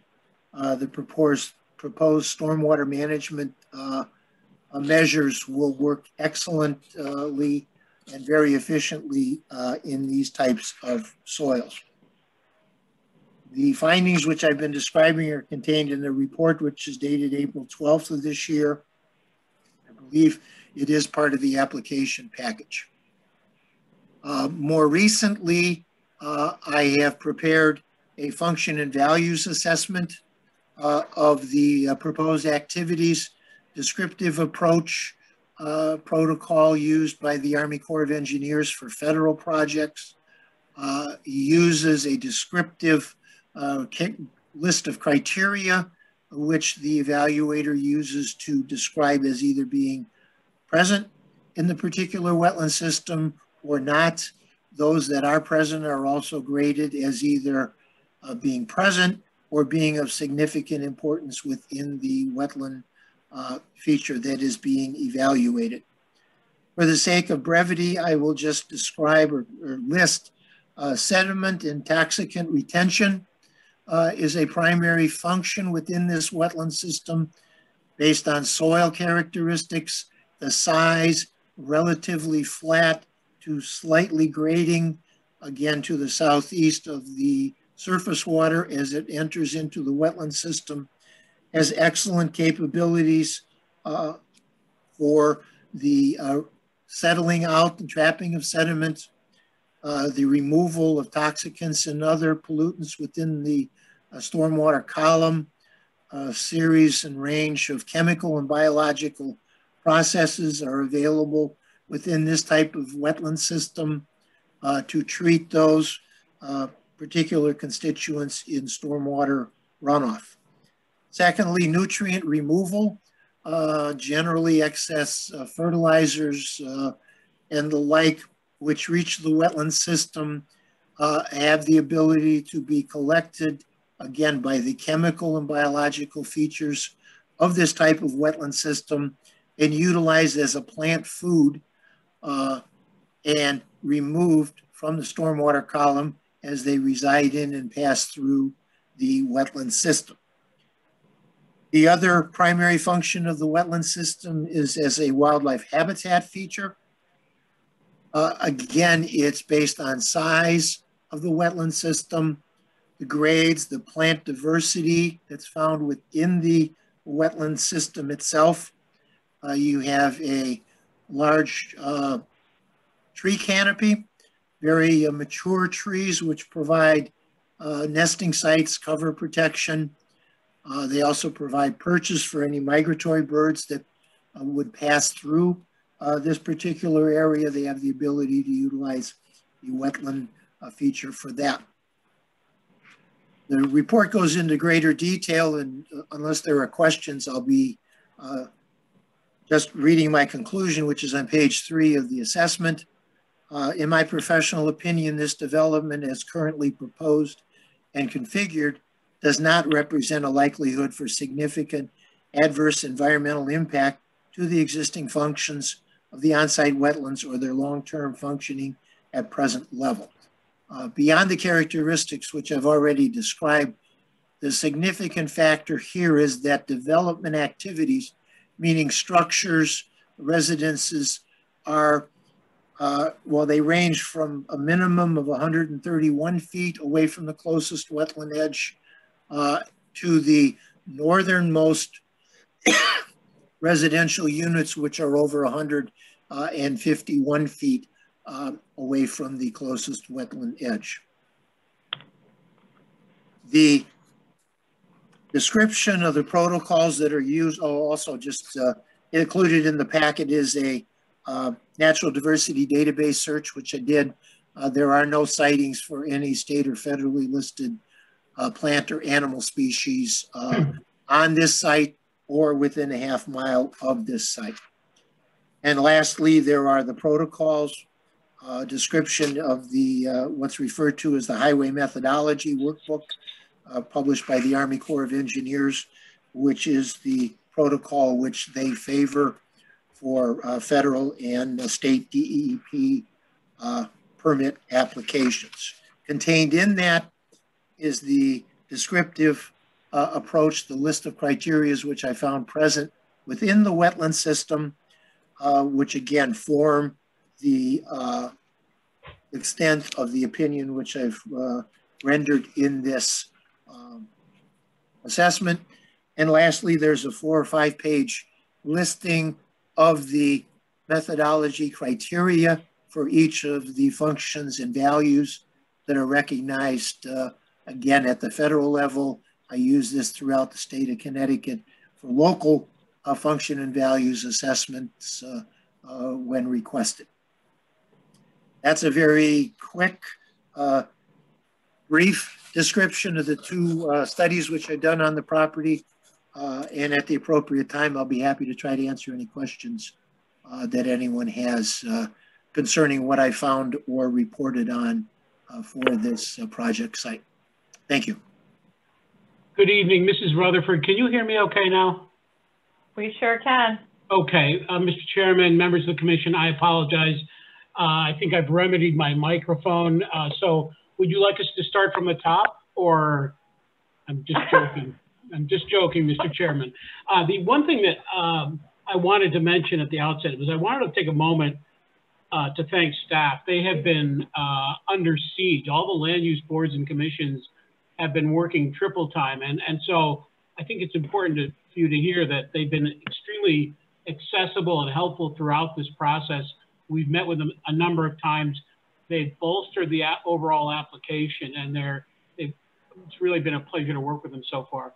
We're also working with Plainville, as you heard. So at this point, I'm sure you may have some questions for our experts. And again, I apologize for kind of stumbling in the beginning there. If I may, I just had three more points I just wanted to make, and that might answer some of the questions that might come up. We did receive some staff comments very quickly after we submitted the application. We have not gone through and revised the plans to address those, but I can touch on just a couple of those. The three I wanted to touch on, the first one shows up on page 5 of 5, which is a detailed plan showing the sewer connection. So this might help to address some of the comments and concerns there. The green hatch area is to reflect the area that would be the maximum area that would be disturbed and then restored afterwards. I'm not showing the driveway towards Laurel Lane as part of that green hatch because that would be restored as pavement. But so that's for the reason for the funny shape as you get towards Laurel Lane. But this shows that very small triangle of the end of the wetlands and the end of the 30-inch corrugated metal pipe. During construction, we expect that the end of that pipe would more than likely be disturbed, and then we would replace the end of the pipe and install riprap and proper erosion control measures and clean up that area. There were some concerns from engineering in terms of how that would be stabilized afterwards. So that would be stabilized back with a proper riprap pad at the outlet. The second comment, I think, shows up best on page 2, I believe.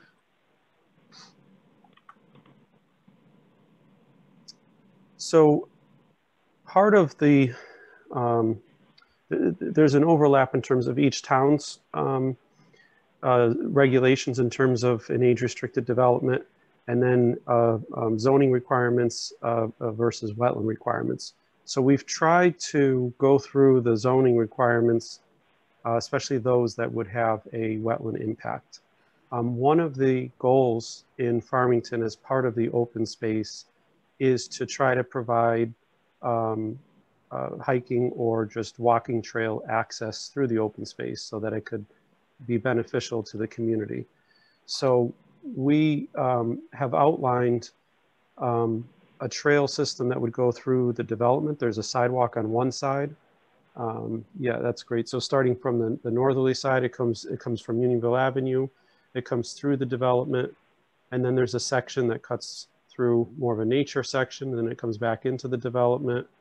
And then it follows the sidewalk system to the east and comes down to the turnaround area that would have a gazebo. It might be a central meeting area. And then it continues down towards the stormwater basin and would provide access to the larger open space in the northeast area. So we've shown graphically how that connection would take place. There is no intent to cut trees or do grading within the upland review area or certainly the wetlands to achieve that trail. There should be enough open areas. As was mentioned by the soil scientists, there is that non-wetland crossing area that can be utilized for for access without having to do any fill. So there's no proposed grading or filling or cutting of trees to achieve this trail. Then the trail would continue back up along the southerly side, similarly coming out, alternating between the sidewalk system and some of the trails and looping back to Unionville Avenue. Altogether, it provides almost exactly a 1 mile loop through the development and could be a really nice feature. But we certainly don't want to make the trail something that would have an adverse impact on the wetlands. The goal is to try to provide walking access to the open space, but not something that would have an adverse impact. Part of what we can look at on the site walk is I think there was some concern about that looped area as you come down to the crossing. There's a little bit of grade change in that area from the stormwater basin down. And I think there's an alternative way. Maybe we'll mark that and have that for the site walk or for those that go out individually, where we can get down that grade without having to do any cutting or filling to achieve that. Along the lines of the open space, we are proposing within Farmington 7.2 acres of open space, which would be all of that undeveloped area in the northeast corner and would also be the undeveloped buffer along the northerly side. Of the 7.2 acres, all 1.97 acres of wetlands would be included in the open space and protected. We would expect through zoning at least that it would be open space that would be part of the homeowners association. And we're certainly amenable to a conservation easement to the town if that would be helpful in terms of enforcement and protection of it as well. The last item that came up is actually in a separate PDF. There's a PDF entitled phasing that has, oh great, has three pages. The intent at this time in terms of the phasing for the project would be that the first phase would construct the sewer from Laurel Lane in the northeast section and build the sewer up to the project. And we would also construct from the southeast corner, the stormwater basin up to the project. And then we would build, I believe it's 23 units as part of phase one. And that is completely within Plainville. So that first phase is entirely in Plainville in terms of housing units. Phase two would then expand upon that and would then build the roadway system from where phase one left off. The sewer would have already been constructed, the drainage would have already been constructed, but completing the roadway system down towards the stormwater basin and building that section. That is also about 20 units. So another third of the project with the vast majority of those in Farmington. Just the far south section of the cul-de-sac is in Plainville. And then the final third phase is intended to be a separate loop. At this point, this could be 2 years down the road. We can build this section of roadway independent of the rest, because at that point there'd be 40 some odd homes that are built and established. So rather than continuing to introduce construction vehicles across those roads that are completed, we can build this loop independent with all the infrastructure in place down gradient from it. So one of the comments was about phasing, and that's some of the plans we have at this point in time. With that, happy to try to answer any questions and talk about logistics and things that we would want to have staked out for a site walk, and anything else we can provide for the project. Thank you very much. Jay, I'll start with you with any questions or comments. I don't have any questions. It sounds like the applicant is thinking that we're going to be doing a site walk, and I was inclined to say that that's probably not a bad idea in my mind, just to be clear what's Farmington, what's Plainville, and exactly what the impact on Farmington is. So I was going to say, no questions. I was just going to say I would think that we probably should do a site walk. That's it. Okay, thank you. Ned?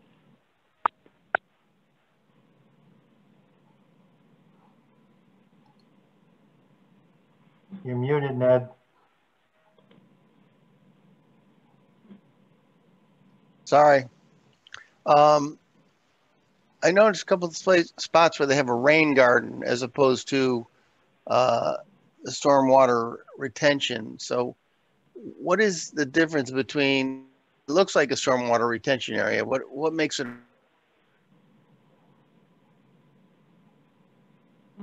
That's a great question. The areas we've identified as rain gardens, the primary function of those areas would be for water quality treatment. They may not do as much in terms of detention, meaning, you know, reducing the peak flow of discharge, but especially in those smaller storms would provide an opportunity for the water to get back into the same system of infiltrating back through the soils. So those would be shallow depressions, well landscaped, that would provide an opportunity for this runoff, especially from those curbless roadway systems where the runoff could enter and get into the more natural, sort of that low impact design type way of treating the stormwater in a more natural sense. We do also have a series of catch basins and pipes for overflow, for connection for that. The rain gardens would be primarily for water quality treatment. What we identify as the stormwater basin would be more of like a detention basin, although it's going to have micropool and other features for water quality.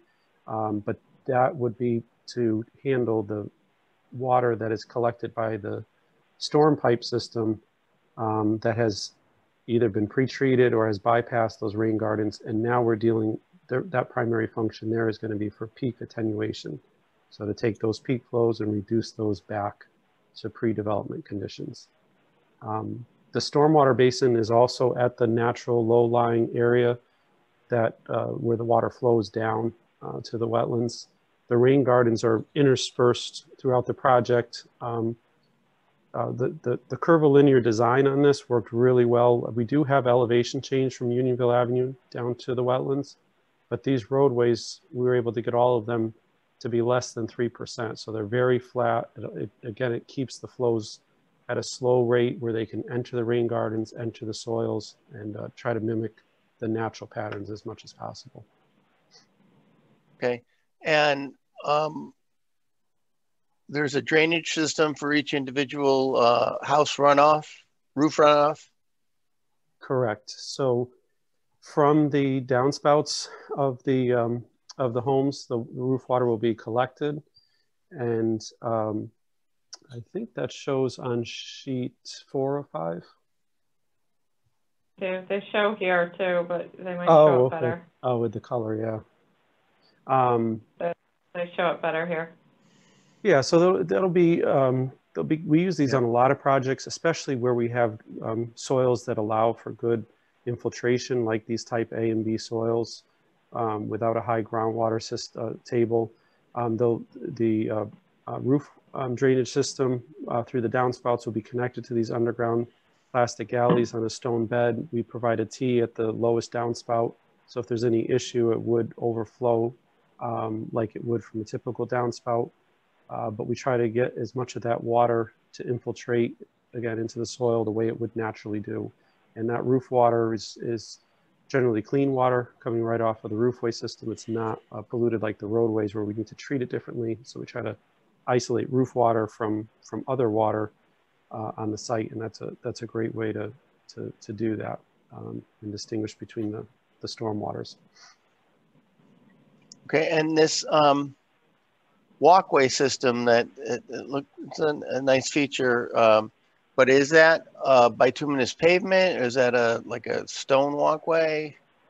Within the development and what's shown in that more tan hatch, the more solid tan hatch, that would be a concrete walkway, similar to that roadway system is going to be more like a subdivision roadway system. It'll have a curb on one side and then a concrete walkway.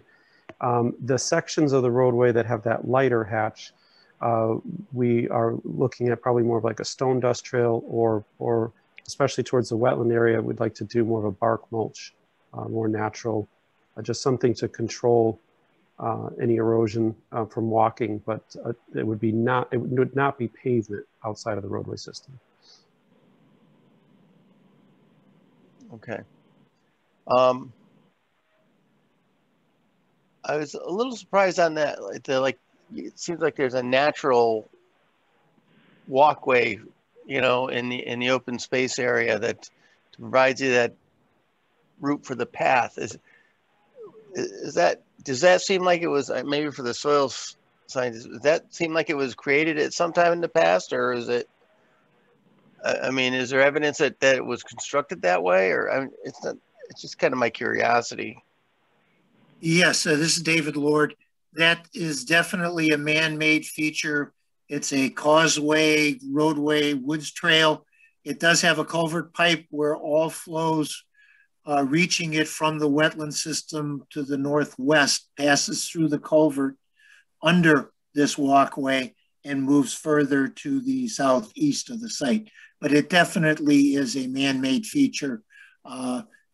When you walk the site and walk across that, it's not the easiest thing to walk across, but you can walk across and you can see where it was constructed, definitely to provide access to that northeast corner of the property. If I could just add to that, I think on page 1 it might show a little bit, and I do have the older photos from when it was previously cleared. On sheet 1, yeah, if you were to draw a path from the existing driveway near the house and continues directly east, there was a road that went through the whole site, sort of like in that same direction down towards that crossing of the wetlands. There's like an old road that just completely went west to east through the site. And then some of the other older photos show north and south of that road were different pastures. So I suspect that was an access way to the different areas, and then there were different pastures that were used at different times and in different seasons. So this was former like farmland pastures. It's tough to me. How much like natural tree growth is there now that's going to have to be taken down for the development? And are there any plans to try and save some? I mean, it's such a tight development. I don't know if you'd be able to, but I see that you're also going to be doing some replanting. Is like, how much tree work is going to be included here to take down trees for the development? That's a great question. I can work to quantify that, but on the existing conditions map, you can see that the portion in Plainville from the town line towards Unionville Avenue, most of that is open or has been growth that has come back in the last 10, 15 years. And on page 2 on the site layout plan, the majority of the units are in that area. So we did try to concentrate some of the units more towards those open areas. We certainly tried to stay away from the wetlands and the upland review area. The trees along the perimeter of the project, Farmington has a zoning requirement to try to keep at least 40 feet around the perimeter. Those would be kept. We also are keeping trees between the rows. There's a couple areas where units back up, and we've got at least 80 feet between the units to try to keep some of those spaces that are shown there. So we're, all the areas outside of that light green, we're trying to preserve. And again, that the majority in the westerly portion of the property is already open or is brush regrowth. And that's where we tried to concentrate with that loop area with more of the units towards the westerly portion of the property as possible. All right, that's all I have for now. Thank you.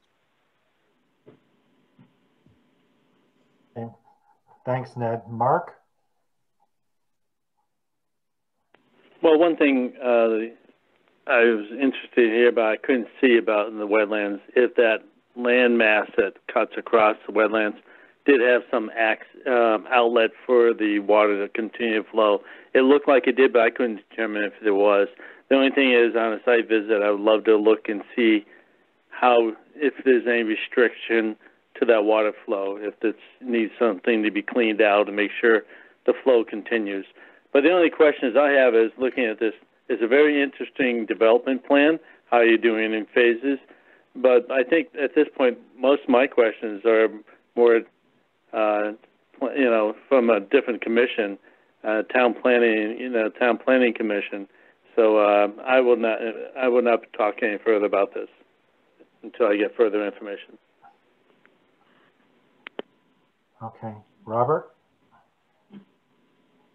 Well, first I'd say that the plan has obviously taken into account a lot of things that we normally ask for. So I think the development team did a nice job. There's a lot of units proposed, but as Mark just said, that's a planning and zoning issue.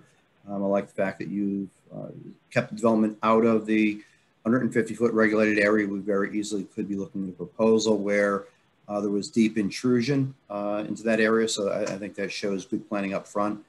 And Andy, I thought you did a great job at answering the question about rain gardens. And again, I think it goes to some good environmental planning on your part. Rain gardens are recognized as a good water quality control and cleansing measure. It's recommended by DEEP, so that's good that you've incorporated those into the plan.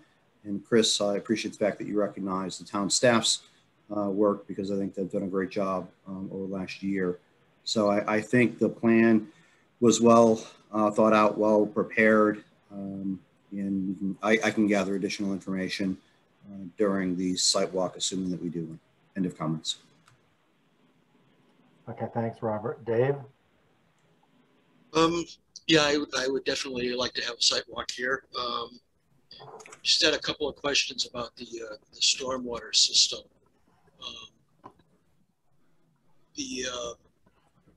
Looks like there may be about, I don't know, 12 or 15 catch basins overall going towards the basin. I think the report said there's going to be a forebay in the basin. Is that correct? Yes, we'll have a sediment forebay and a micro pool, and we'll protect both at the inlet to the basin to collect the sediment there, and then we usually we'll also have a protection riprap filter berm prior to the outlet, so that we can get 2 series of trappings within the stormwater basin. Okay, great. The rough grading, as shown, doesn't really depict a forebay, but as long as there's going to be one. We will address that, yes. And the outfall of the basin seems to be a fair amount away from the wetlands, which is another good thing. I assume that there would be some riprap in that outlet point. Absolutely. And I was wondering if there was any thought given to like a hydrodynamic separator near the last catch basin before it gets into the sediment basin. There could. We're open to the idea. Typically, in designing projects like this, we try to look at structures as a last resort and try to do more natural features first. So the thought in terms of the treatment train was to first to allow the stormwater to pass over natural soils, thus the curbless design where possible, then to have the rain gardens for any runoff from those areas. And looking at the conventional catch basin pipe collection system as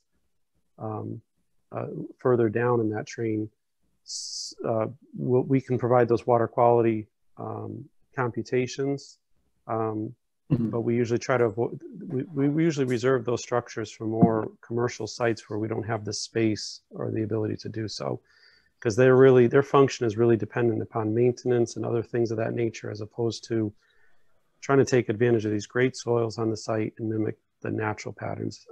So that was at least our thought, but we're certainly open to that. I did see one of the comments from the town engineer was to increase the sump depth from the conventional 2-foot depths to 4-foot depths. So that's something we would do as well. And maybe there's an ability to provide some hooded catch basins prior to the outlets, the final outlets. We can do that as well. We're open to the idea, but I think we're going to be able to address and achieve those water quality goals without it. I understand. Thank you. That's all I have. Thank you. Okay, thanks, Dave. Emily?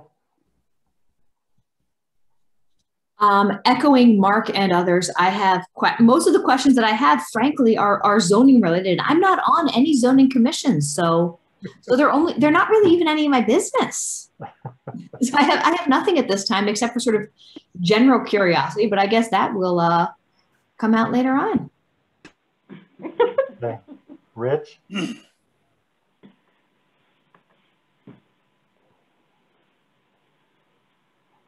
Rich still on? Yeah, he's muted. Sorry about that. Okay. I had to add on. I'm a little bit concerned about treatment for floatables and oil. So I would echo the concern about treatment for those things and consider the use of hydrodynamic separator. And the other question I have, and maybe I missed it, was there any evidence of any vernal pools in the wetlands system? David Lord, for the applicant, no, there are no vernal pools on the subject property. Thank you. I have nothing else. Okay. One of my questions was just answered. So, Chris, this may be more directed towards you. For the sanitary sewer, is there an existing easement or does one have to be drafted for the sanitary sewer to connect in to the system to the north?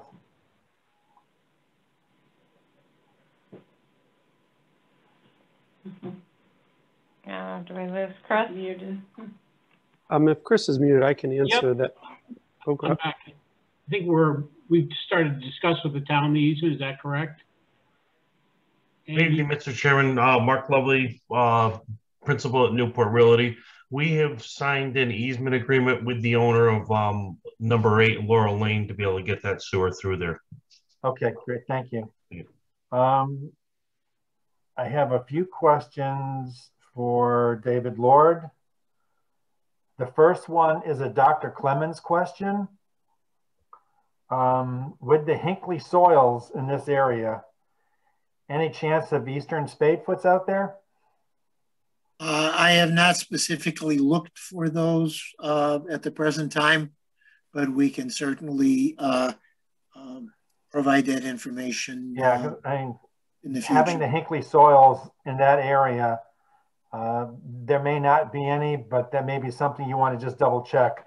Okay. I can appreciate the fact that they wouldn't be on the NDDB list, but I think it is something to check for.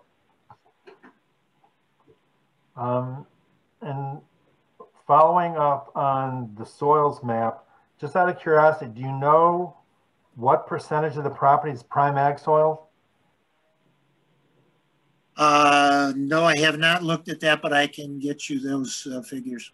Yeah, that's more curiosity. And then I want to go back to my initial question about the easement, which is okay, but is this a gravity or pressure main sanitary system? It's going to all be gravity. Okay.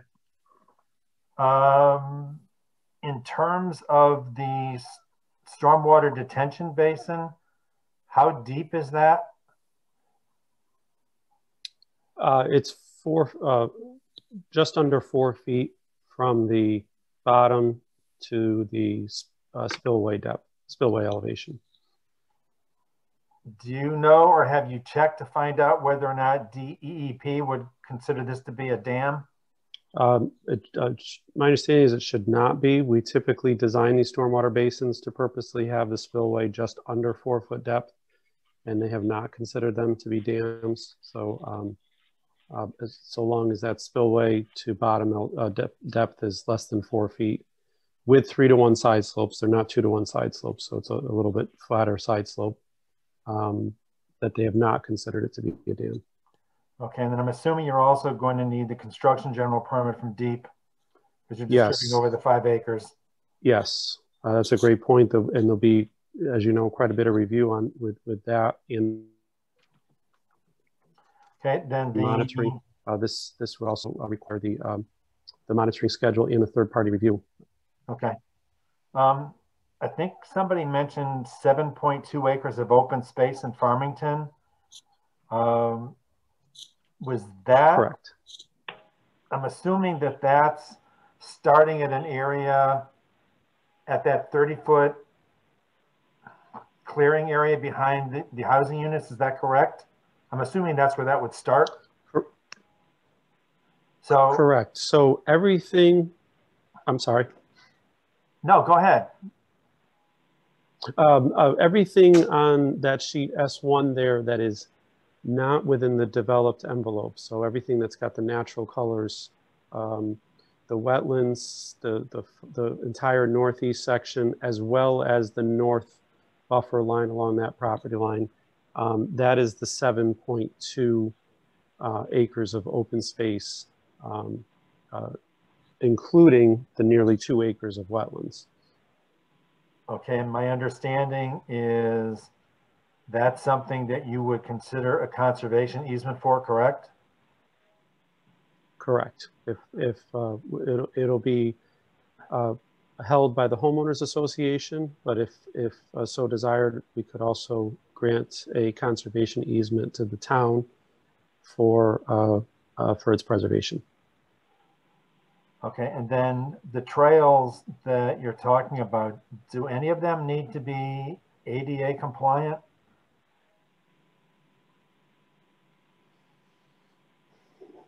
It's a good question. I can look into that. I don't believe so, but I can certainly look into that. That's a good question. Yeah, I'm just curious on that because my take is if you're saying that the roadway has been designed so it's got a 3% grade and you've got the concrete sidewalks, my take is that area would probably qualify as long as the sidewalks are wide enough. I'm just curious about Correct. some of the sort of off-trail and how that would play out. So it's more of a question and how that would work out.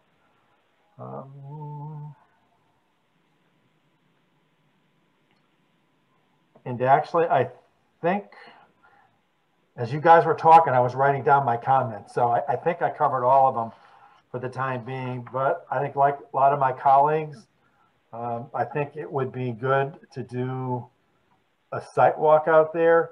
The three things in particular, I guess that I would say that I would be interested in, it's more the sanitary sewer line, the stormwater management area, and then also the crossing. I think Rich had mentioned, having the pipe down there, just making sure that that's open, it's not clogged, to see if there's any work that may need to be done there to remove any type of debris, things of that nature. But those are the three areas that I would probably be most interested in. But I think it would be advisable to do a site walk out there. Okay. If we could just show sheet 4 of 5, because again, that highlights the permit activities. And just to make sure I'm clear exactly what we'll need to mark. The sewer crossing is readily available at the outfall of that 30-inch corrugated metal pipe. So I don't think there's any additional markings that are really needed there to identify that. We can then stake out the rear. So that the pipe is just up right there, right? So there's a 30-inch corrugated metal pipe, and right at the outfall is exactly where the sewer line would cross, and it's at wetland flag 61. So that would identify that location. And then we can mark the rear of all those units. I believe it starts from, I don't have the unit numbers, but each of those, the rear of those units, we can have those marked at the building corners, just for reference. And then we have the flag numbers at the crossing. I think that those will serve as a reference there. Unless there's anything else that needs to be physically staked in the field, that's what we would mark. I mean, Shannon, what's your take on that? I think that's appropriate for and all the wetland flags were just done, so all the wetland flagging should still be there, correct? Correct. They're deer resistant? I'm sorry, excuse me? Dave, they're deer-resistant flags? David Lord for the applicant. I try to use deer resistant and tie them up high enough where possible that they stay. They generally may chew, but they don't usually pull them down totally. Thank you. And would this be a site walk meeting in which we would meet you out there, or would it be individual commission members going there on their own? How do you envision this? A scheduled meeting. It would be. Okay. We typically do a meeting, and it'd be ideal because it looks like it's rather thick. I don't know. I'm assuming there's a path, some type of walking path to get from the Plainville Avenue portion or Unionville Avenue. And we're interested in seeing this. I'm assuming we'd walk in from here and walk through the property. Probably the best would actually maybe to start at the end of Laurel Lane. And we can coordinate with that property owner to make sure that it's okay to come through their property. But if we access there, that would be the same way that the sewer line would be accessing the property. And then we'd also be in close proximity to the wetland flag number. So I think that'll help for orientation as we come from there southerly along the edge of the wetlands. It gives a place to park, and I think it's closer to some delineated features for tracking, for some breadcrumbs while we're out there.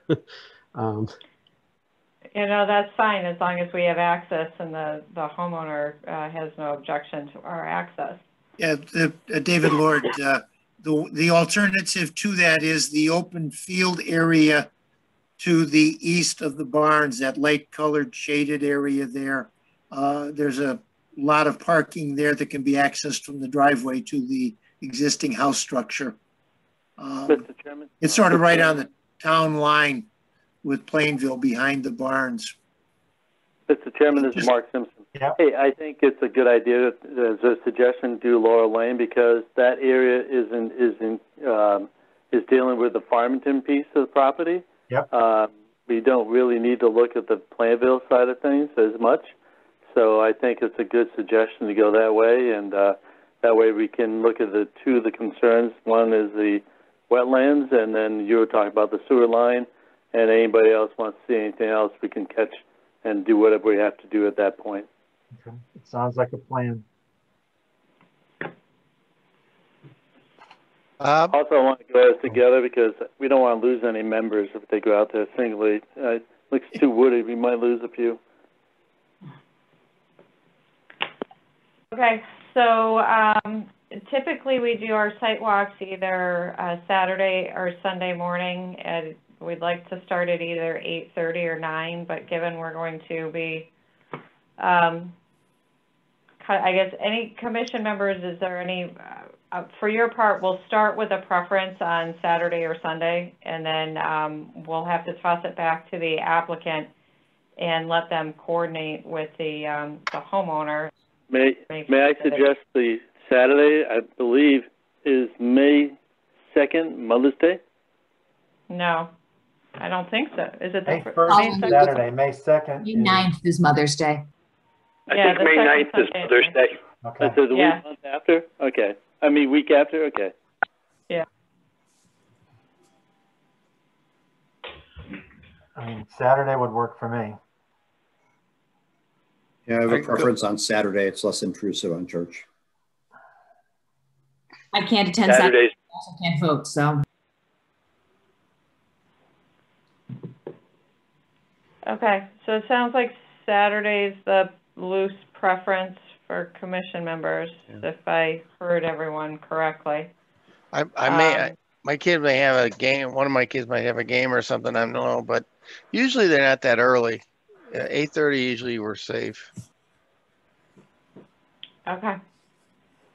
Okay, well, we'll put it back then to the applicant. If you could check in with the homeowner, and if someone from the development team can follow up with me in the next couple of business days so we can get this confirmed. And then if for whatever reason, if that time doesn't work, and they can't accommodate that, then, obviously it has to be, yeah, at this point it has to be a Saturday or Sunday. I don't have enough free nights at the moment to do an evening site walk, even though daylight savings is working in our favor. I'm covering too many meetings at the moment, so it'll have to be a Saturday or Sunday, and see if we can get something to work. And Mark Lovely again. She's been very flexible, so she's been great to work with. So I don't see any problem with her at all. I told her I already warned her and told her we were probably going to be doing this, and she's expecting it. So I just had to give her a time. Perfect. Thank you. Bob, this is Ned. Yes. I just wanted to agree with you that I think we should keep in mind that a conservation easement would be, you know, kind of our responsibility, just to, that something we could work with town staff to pick a good number that just comes off the limits of the wetlands that have been flagged, and I don't know, come up with some reason. But I do think that we should, I understand it's going to be open space deeded to the homeowners association, but I think we want to protect ourselves and look to have an easement, you know, just some distance off the edge of the wetlands. And the one thing I think that I would sort of toss in your court, Chris, is that if that is the case, we end up going that route, you want to make sure that however an easement is drafted, it still enables the association to maintain the trails that are in that area. So just, I'll throw that out. Noted. Thank you.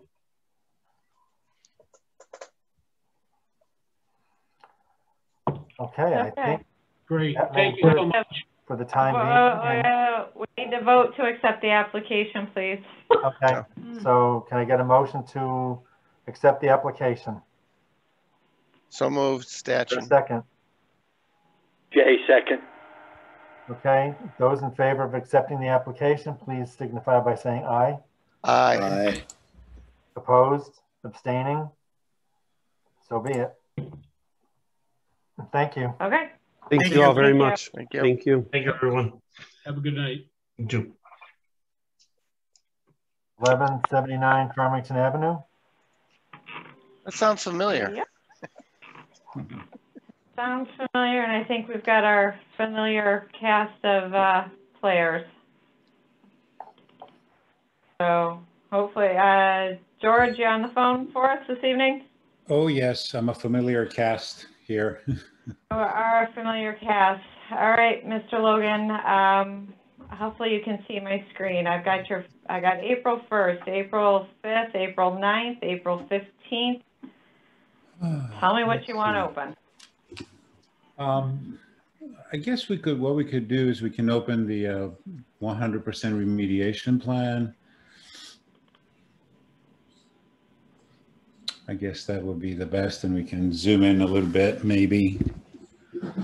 I'll be pretty quick, and what I want to do is to maybe go through, well, I'll let Ed speak, and then I'll respond to some of the Ed's comments.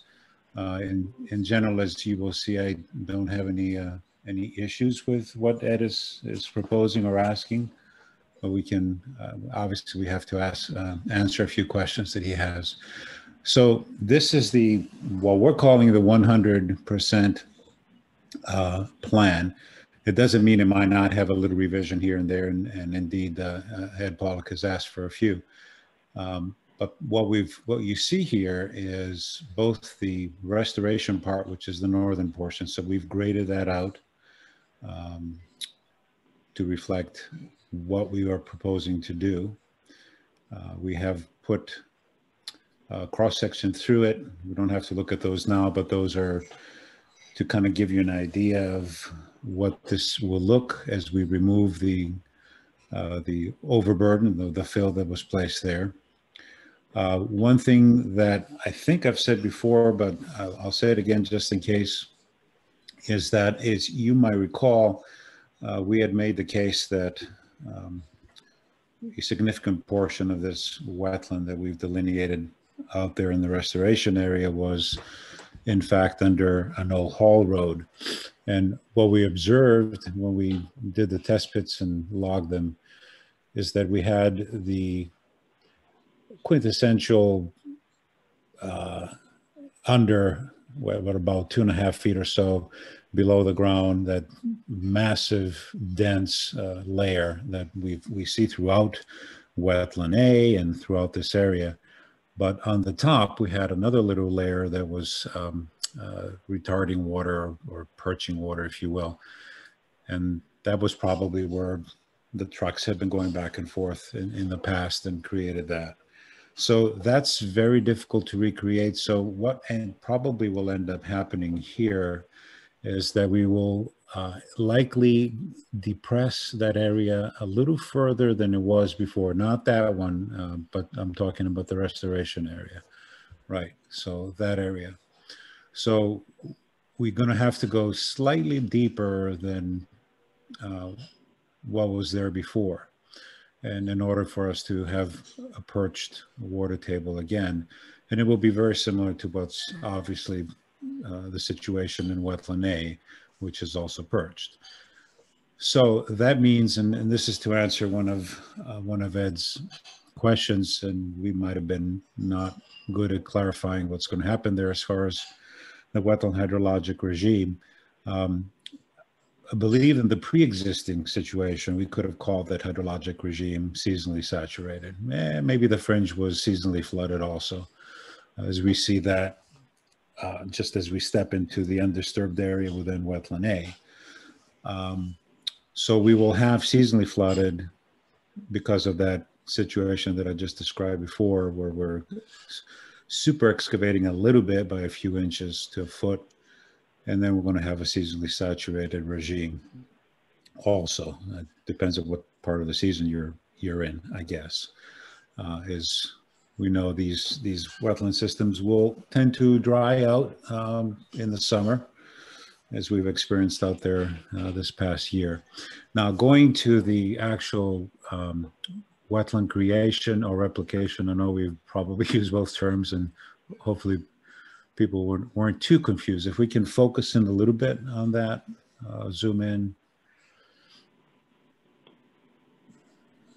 So what you see here, again, it doesn't look particularly pretty. And there's a reason for that, because we have probably more contours than we need to, just so we can explain what's happening here. We talked about having two sumps.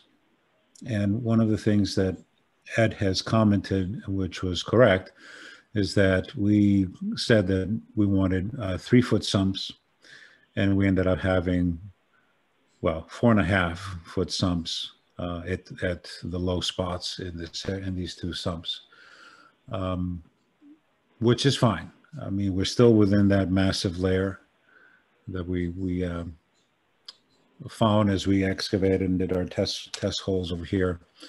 The two locations. So we're going to have just a little deeper water, but that's not a problem, because if you look at the northern portion of the wetland B, or the northern lobe, which is off to the west, that's the one that we've all looked at over the year. Gosh, yes, plus. It's been more than a year. Unbelievable. Anyway, so that's the one that's has a breeding component for, well, at least for, as we've seen so far, for eastern toads. We did document that again this year. Actually, we heard them breeding when Shannon and I were out there. They were doing their trilling noises. So, and we didn't, I think we saw one egg mass string later on, but certainly we saw some in another location, which I'll explain in a moment. But anyhow, so that particular hole is 3.5+ feet at its steepest point, and it maintains water. So I don't have a problem going deeper. If Ed thought that we shouldn't go as deep, that's fine too. I think we'll still end up having at least a couple of feet of water there during the time that amphibians to breed. What do you see there in this interesting looking grading plan, which you can only probably appreciate if you saw the cross sections, but let's not go there for a second. The idea is not to have a slope that goes down all the way down from 0, say, at the surface where we start the grading, all the way down to 4.5 feet, but rather to have shelves. So you see the first shelf, you go down a foot or so, and you have one shelf, you go down another foot, you have another shelf, and then you go down to the deeper portions. And the idea for that is that by doing that, we're actually creating zones for vegetation. And as the water is high, it will probably be within the top zone, and as the season goes by, it will recede. And so you'll have a zonation pattern where the wetter plants will be in the lower zone and the somewhat, say, facultative plants will be in the higher zone, but also wetland. So that was the idea for that. And you'll see some little contours, which if you look at, see, it's hard to say, but the idea is that we're going to have sort of almost like a little reverse bench on each of those slopes of those shelves, so that the water is maintained, 2 or 3 inches, and that's something we'd have to grade out in the field, so that those shelves do maintain a little bit of water instead of just letting it run off down to the sumps. So that was the idea. If we could go to the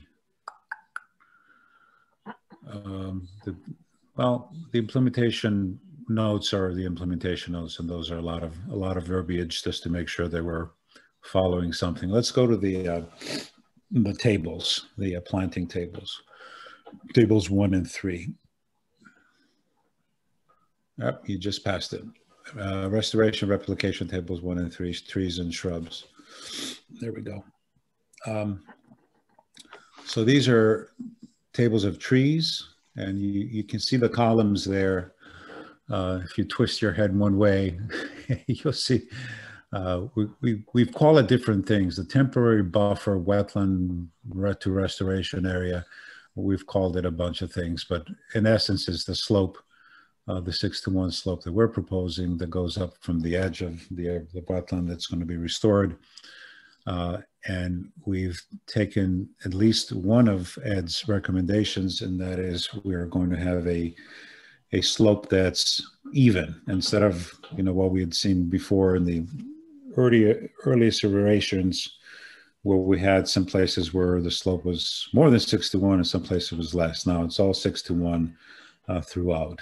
So that means we're pushing out a little further than the 25-footer from the edge, and in some places we're a little closer, but no less than 25 feet at any point. So those 3 columns represent that, the one to the left, and then of course the next one is the species that we're going to plant for the wetland restoration area, and then finally the wetland replication area. And what we've done, we've gone back and forth, and you don't want to have the battling scientists here. I think we want to resolve and get out in the field and actually do this, which will be a lot of fun. So one of Ed's recommendations was that he wanted to see trees in the replication area. And so you see them. We have 6 red maples and 6 white pines there for 12 trees. And the idea is not obviously to put them in the wet portions, but to surround the outer edge of the wetland replication area. Obviously, white pines don't like their feet too wet, although you'd be surprised you can find them in the middle of swamps quite often, as long as they can sort of be on a hummock, and they will grow fine. So the idea is we're still going to have some trees there. We're just not going to put them in the center or in the lower zone. We also have some smaller trees. So you can see some gray birches below there, also in the replication area, and also some shadblows.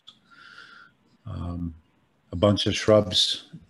And as you keep going down there, Shannon, to the medium and low shrubs, I should have tallied all these up at the bottom, but there's quite a few for the wetland replication area and for the restoration area. Some of these are smaller. So for instance, if you look there under Spirea, latifolia meadowsweet, and you see, boy, there's a lot of shrubs. Well, those are small. Those, probably usually go 2.5, 3 feet on average. And the Spirea tomentosa steeplebush is, we call it a shrub because it's woody, but it's really like a woody perennial. So those are a couple feet tall at max, and they're pretty minor. The one thing I want to point out, which here, the third under medium and low shrubs, the third from the top is buttonbush. And you see there's 11 in the wetland replication area. So that's, I think one of the questions that Ed had is, are we planting anything in the lower zones, sort of in the wetter zone, maybe at the edge of the ponded area? And the button bushes will go in not in the middle of the sump, obviously, but at the perimeter of the lower sump. Now, one thing that I must say off the start, so we do have some things that have a wetter habit. For instance, a buttonbush is, consider one of your maybe 2 native wetland shrubs that are basically aquatic. You'll find them early in the season, often up to 2 feet of water, in many cases in organic swamps. And then, of course, as the time goes by, they do quite wet and well in saturated areas, or almost even semi-permanently areas at the edges. But I guess what I'm trying to say is that it might take a little while for the water to fill out the sump and then remain, and then cycle from year to year. So I expect that myself and my colleague, Sigrun Godwell, who's in great part responsible also for this planting scheme, that we will be out there basically directing traffic and making sure that certain things are planted in the right places. Now, it could be that we might hold some things back until such time as the expected hydrology is fully there before we plant some of these things. So, but we'll have to play that by ear a little bit. One of the things that Ed had, and I guess I'm going a little ahead and touching on a few things that Ed had recommended or questioned for clarification.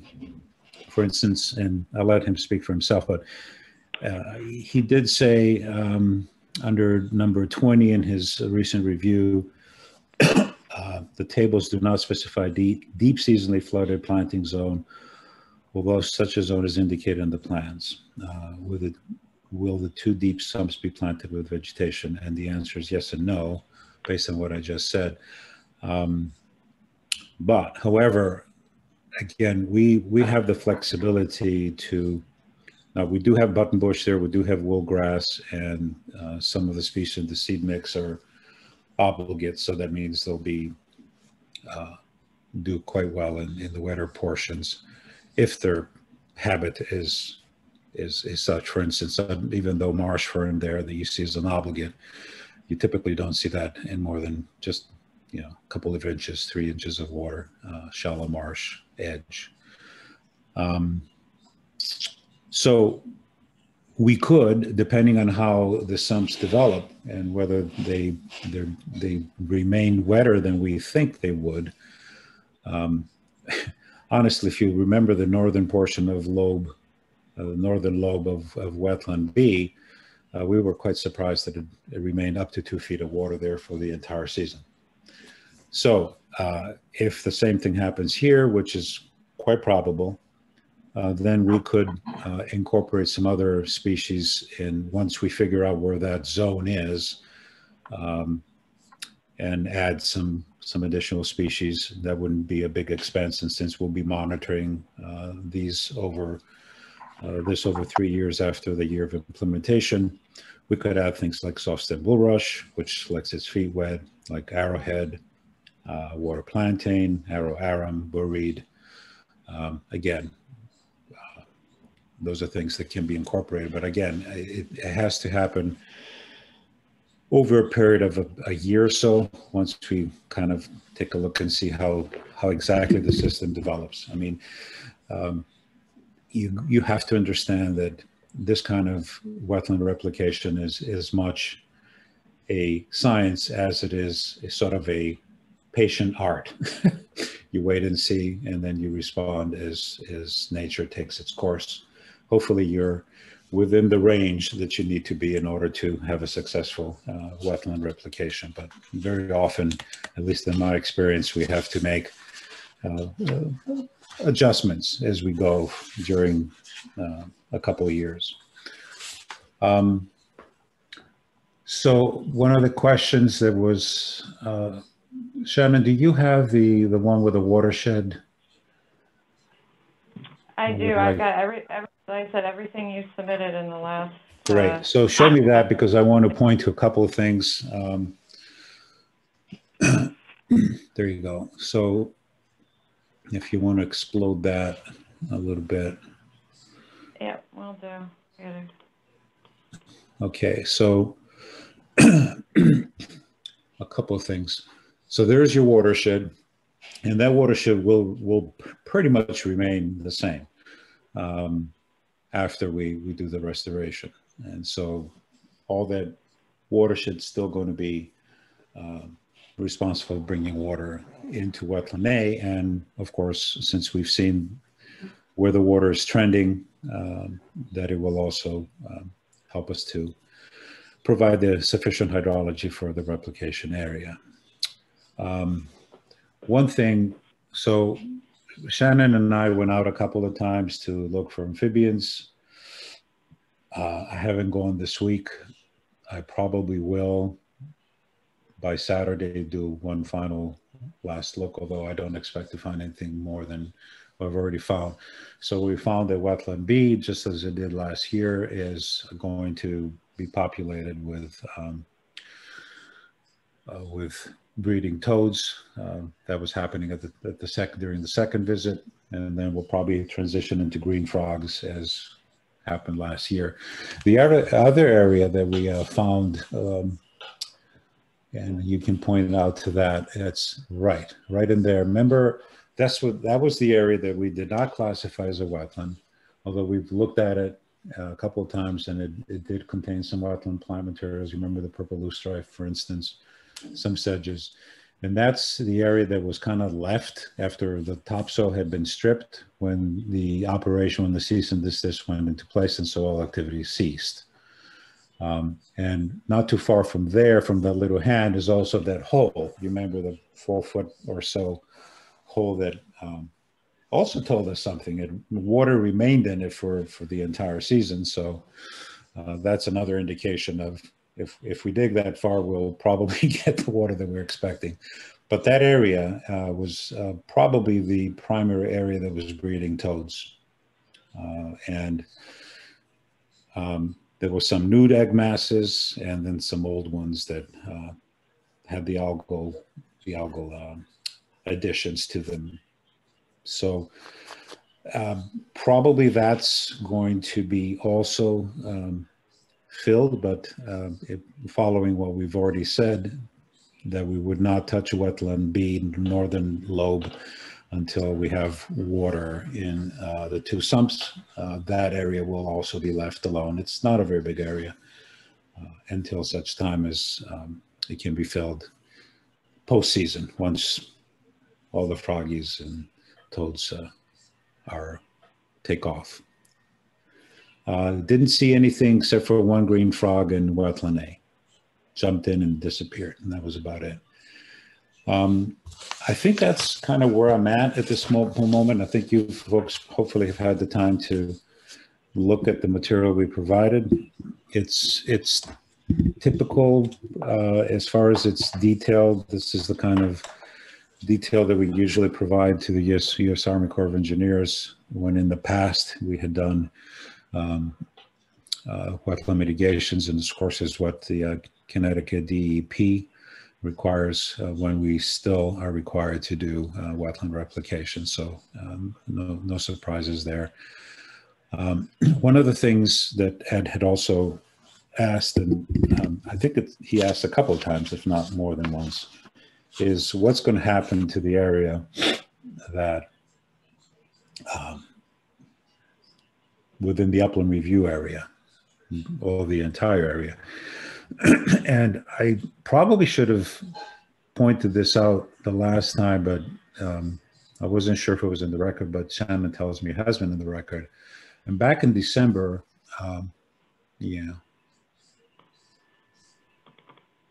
back in December, what we had done is Sigurd had gone out, Sigurd Godwell had gone out and had carefully looked at that entire area, which of course includes the upland review area to wetland A restoration section.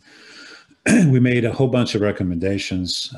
We we tested the soil. We made recommendations as far as removal of invasive species, which, as you might recall, the bags are still out there, and I'm told they're going to be removed post haste. And we made some recommendations for seeding, because really the intent is until such time as some development happens in the future, and who knows when that's going to be, it could be years. We want to be sure that that area is stabilized, number one, so that it doesn't keep eroding, because as you recall, there were some rills and divots and so on that had been created early on. And so we've made recommendations for seeding and maintenance and removal of invasives. So in a sense, we are planting that area out within the upland review area. And so that's going to happen probably within the next month, if we'll come to some kind of an agreement as to going ahead with this plan, which we hope we can do pretty soon. The time for planting would be late May to early June. That would be ideal, because by that time the plants that we would order will be of sufficient size for them to be planted and successful. We can't do it now because a lot of these nurseries are still growing the plant materials that we need, especially the perennials and some of the shrubs also. So that takes care of that. And I think before I go through Ed's report, again, looking through it, I didn't see any issues with what Ed was asking, maybe one or two here and there. There were some questions that he had that I've been trying to respond to. Under number 17, and I'll let Ed speak to that also, it might be that this is a little over the top, especially on the installation of groundwater piezometers. I don't have a problem with that, but I think it will be pretty obvious whether the hydrology is the correct hydrology for a wetland or not. The rest of the items and under 17, I don't have an issue with. This is the common stuff that we would do for the agencies, federal, state. They typically request, for instance, a vegetative sample plot, and we will probably do 3 in the different zonations. Take pictures and create a little memo for the 3 years of monitoring, which we would then submit through Shannon or through staff to the commission. So that's not an issue, except for the piezometers. I don't think they're necessary, but we'll let the commission opine on that. I don't see anything else here. Yeah, I guess the only thing that we were still questioning. I wouldn't say we're in loggerheads about it, but we're kind of coming from a little different perspective. And I understand where it's coming from. And I hope he understands where we're coming from. We're kind of sticking to the 6-to-1 in our plan, and he's recommending a 10-to-1 for the grading outside of the restoration area. But again, that's something we can certainly discuss. And if the commission feels that 10-to-1 is what they need, then 10-to-1 it will be. That's all I have at this point, and there's probably some other things that we can answer as we go ahead. Thank you.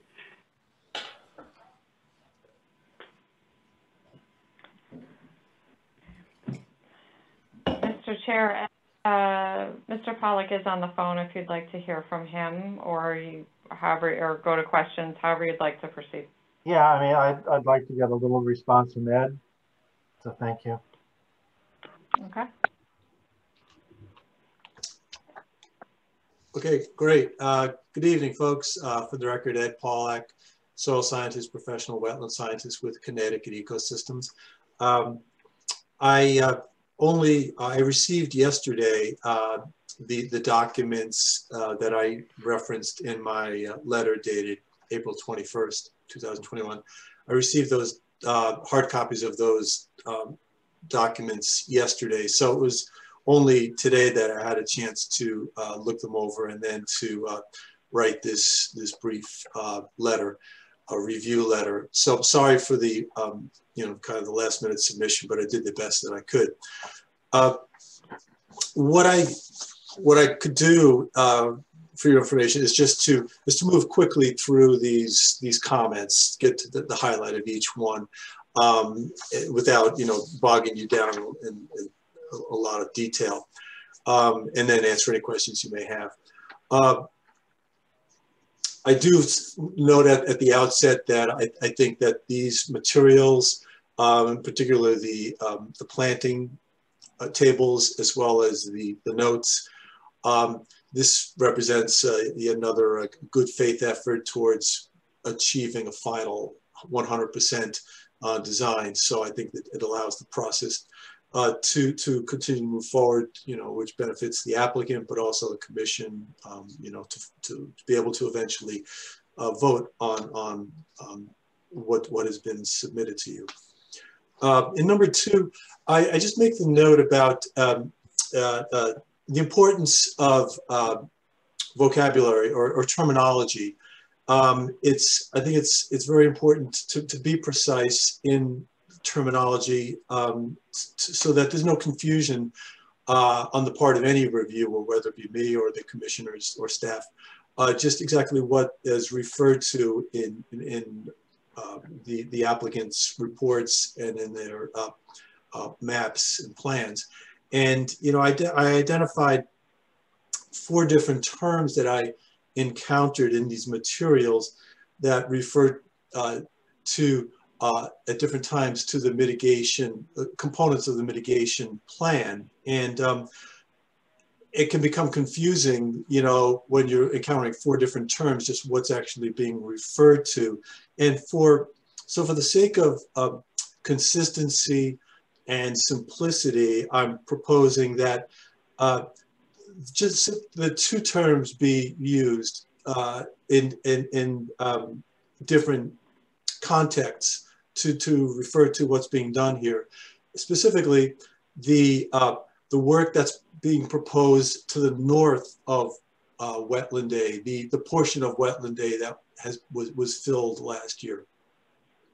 I'm proposing that area is be referred to as a restoration, which it is in most cases in these documents. It's a removal of the fill, it's a restoration of that wetland to, more or less to what was there before the fill was placed. And then the approximately 11,000 square feet of wetland creation that's proposed to the east of Wetland A, that be referred to as a creation area. And that the terms replication, be removed. Mitigation, that's more of a general term. You can refer to all of this as mitigation, but specifically restoration to the north, at the north end of Wetland A, and creation on the east end. I think that will just, clarify for everybody what's being referred to and where. In number 3, again, for the purpose of clarity, I recommend the use of primes in these transects, so that rather than a transect labeled A-A, that'd be A and A prime, and each end of that transect be labeled, one end is A, the other is A prime. So it's clear, there's no confusion as to where's this transect, where's the south end and the north end, where's the east end, and where's the west end. That's the convention that I encounter when I see transects. One end is labeled with a prime, so there's no confusion where the transect originates and ends. Number 4, just very simply, I support the inclusion of trees in the planting plan, both medium-sized and taller trees. Number 5 gets to the question of when is the appropriate time to finalize the nature, the slope of the upland review area to the north of the Wetland A restoration. REMA argues that it's not necessary to determine that setback width and slope until such time, if ever happens, that there's a development proposed to the north. There is no development currently proposed north of Wetland A. But I make the argument that now is the best time really to at least to agree upon a slope for that upland review area, because you only want to create that slope once. You don't want to create a temporary slope now and then sometime in the future say, okay, well, now given this development that's proposed, we need a gentler or steeper slope. I recommend just do it once, agree at this time, what should that slope be? I think we all could agree that we don't want a slope that's so steep that water that reaches that upland review area rushes across it. You want it to move slowly across it to remove pollutants. That's why I've been recommending a 10-to-1 slope in that area. REMA is recommending 6-to-1. I don't know, maybe we end up splitting the difference and say, okay, fine, we'll make it 8-to-1 and just call it a day. But either way, now is the time, I think, to agree upon and create that slope in the upland review area beyond the limits of the restoration. Regarding the eastern spadefoot, or rather eastern toad, sorry, sorry, Ed. Spadefoot came up earlier in the evening. It caught my attention, but no, that's not been identified here. But I was very interested to hear George report that the eastern toad was observed breeding chorus in Wetland B to the west of Wetland A. And as well as that, the area which I believe Shannon earlier was kind of dragging the cursor over to remind you of where that kind of problem, I'll call it a problem area was. You'll remember during our site walk, we spent some time looking at that area, and I've seen it at different times holding what appears to be a significant amount of water, and other times dry. So it's an altered area. I think we agreed upon that. It appears that it was excavated. Perhaps it was at the time that this was this larger earthwork was being done in order to remove or give water a route to be carried away from the work area. Nonetheless, it has at times been inundated. And toads are breeding there apparently this year. So I really think this area does require some additional attention. I really would like to see some more monitoring inspections to include that area, just to see what is the hydrology, how long does that water persist, and do those toad eggs hatch, do those larvae develop? Before we talk about filling that area in, I think we need to know more about it. Although it may not classify as a wetland, you know, if it holds water long enough, it certainly is a strong argument that that area should be classified as an intermittent watercourse. I think it wouldn't satisfy the definition in the statute. So I think we need some more information on that area. In item number 7, and George, I think, touched on this, the notes referred to 2 sumps, maximum depth of 3 feet, but the grading shows maximum depth of 4.5 feet. I wouldn't recommend, I don't want those sumps to be so deep that the water becomes permanent. When that happens, then you know you're making the conditions more suitable for green frogs, which require the larvae overwinter, and then they complete their metamorphosis the following growing season.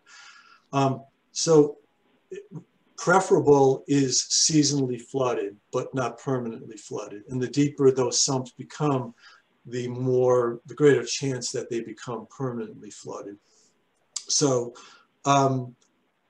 I think 3 foot deep sumps certainly would be deep enough to hold that water for a prolonged period of time.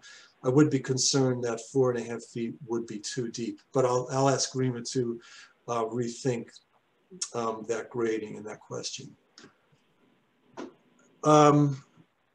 Item number 8, and George did respond to this, and it was brought to my attention earlier today, the Rima letter from, I guess, late last year, in which they do discuss their ideas for the restoration of the entire upland review area north of Wetland A. And I, you know, at that time, I did support that concept, which is to create a meadow which will be mowed once a year to keep woody invasive shrubs out of there. I'm fine with that, but that should be included on the final mitigation plan. It's not shown currently, and there's no reference in the materials that I reviewed for the, you know, the restoration, full restoration of that upland review area. So I would suggest taking the information from that earlier Rima letter and putting that information on the plan so that it's clear that the entire upland review area north of Wetland A is going to be restored and revegetated. Item number 9, I noted that the plans or the notes refer to some stockpiling of vegetation from the moist upland meadow within where the creation area is proposed, and then using that within the wetland creation area. So the question I asked is, you know, what's the character of that vegetation? And if it's growing in an upland meadow currently, is it suitable for establishment in a seasonally flooded, seasonally saturated wetland? So we need to know what those species are and whether they're going to be suitable for the hydrology that's proposed in the wetland creation area. Item number 10, it's simply clarification. I think that's pretty obvious. Item number 11, same thing. It's just for precise language. There's a reference to seasonal wetland hydrology, but really you need to be precise. Are we talking about seasonal flooding or seasonally saturated? I think both of those regimes are proposed in the creation area, as George noted earlier. Item number 12, I support the inclusion of text that the installation of both the restoration and the creation will be supervised by an ecologist or wetland scientist. That's absolutely the right way to go. I also think it's a great idea that the notes specify that no machinery will be allowed where topsoil has been placed to avoid soil compaction. I did take exception to in number 14, where REMA recommends that the seeding rate be cut in half to account for local seed sources and the seed bank. But you know, you do have to recognize that there are invasive flora throughout the site, and mugwort in particular is a big problem. And given their prevalence, I think it's prudent to stick with the full seeding rate recommended by the manufacturer. Number 15, fully supports supplemental irrigation as required. I did ask the question of who would be making the decision of when it's necessary to do that irrigation, but absolutely, if you know, we hit a dry period, you want to be able to get in there quickly and water. And item number 16, a little bit of again, precision. The notes refer to 2 years of monitoring, but then in other years 3. So, but it's got to be very clear, and I recommend 3 years of monitoring. That is, the first growing season following the installation, and then the 2 growing seasons afterwards. And I believe that's the intent of the REMA documents, but I want them to be precise about that. In number 17, I ask that the mitigation, or rather the monitoring program be spelled out. With respect to the piezometers, all I had in mind there was simple installation of PVC standpipes to be put in so that you know, one can quickly determine the depth to a groundwater table. That's all. I'm not looking for anything, you know, anything from a scientific catalog, but you know, just which is standard, kind of standard protocol in wetland mitigation areas is to put in standpipe with maybe some filter fabric at the bottom to keep the fines from getting in, just so that you can get in there quickly with flashlight and with a measuring tape and measure the depth to groundwater if there is no surface water. If there is surface water, then I'm recommending that the maximum depth be measured, along with all of the other components I indicated there. By the way, in number 17, after I submitted this letter, I realized that I should have included in those monitoring elements a monitoring of presence or absence of breeding amphibians, since the 2 sumps in the creation area are included in order to compensate for what the for the proposed filling of wetland B, where the toad breeding is successful apparently. Well, we need to know if that's been replicated in those 2 sumps. So the monitoring should include determining whether they're being utilized by toads, those 2 sumps, and whether you know, the water is retained long enough so that those eggs can hatch and then the larvae can develop and the juveniles can leave those pools. 18, ask for clarification of how many inspections will take place in the 3 months following installation. 19, I just asked for some additional information in those planting tables, which, by the way, I thought were excellent. There's a lot of information there. There's a really good variety of native plants, of both woody and herbaceous, so those are very professionally prepared. I did note that, and then George was speaking to this, that although the plans do show those 2 deep sumps, which would be seasonally flooded, there is no zone specified in the planting table for deep sumps. And George spoke to that when he was talking about the button bush. That would be the type of shrub that would be appropriate in those deep sumps.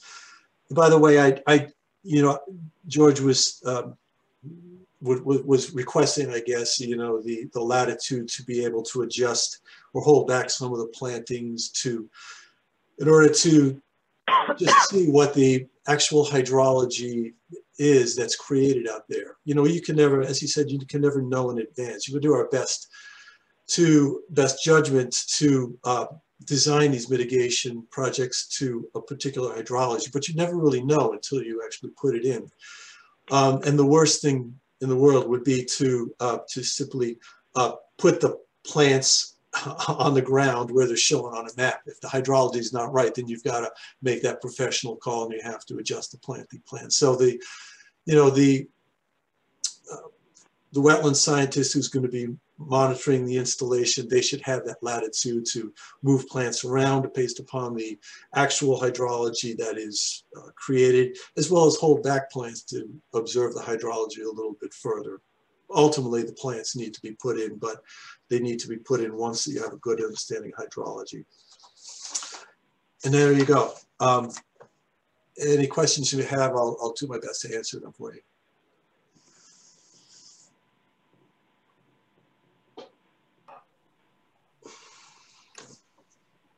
So Shannon, what I'm thinking is, I mean, I'll start in order with some of the commissioners to determine if they have questions.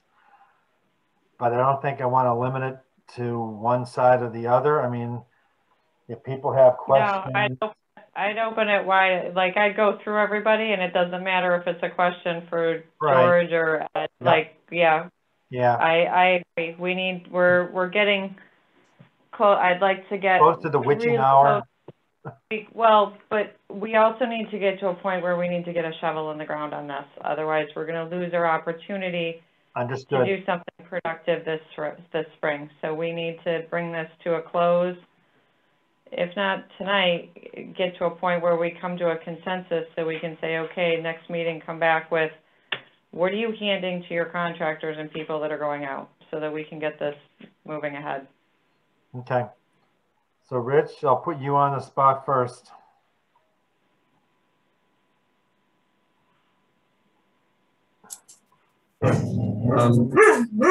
I apologize for my song in the background here.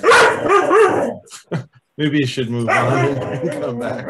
Is that a question?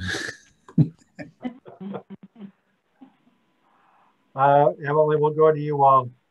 Rich's. Okay, I know Emily had to get off. She had to get off the call. She's got early morning classes tomorrow. So understood. Okay, Robert. I'm sorry, Dave. We'll go with you first. I really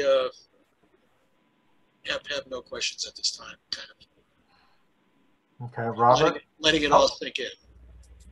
Okay, Robert. Yeah, I guess the question I have for George is on the slope. You were suggesting 6-to-1 and Ed was suggesting 10-to-1. What's the basis for 6-to-1? Well, the basis of 6-to-1 is 6-to-1 is going to be protective of the restoration area if it's properly stabilized and planted. Okay, and why do you think 10-to-1 is excessive?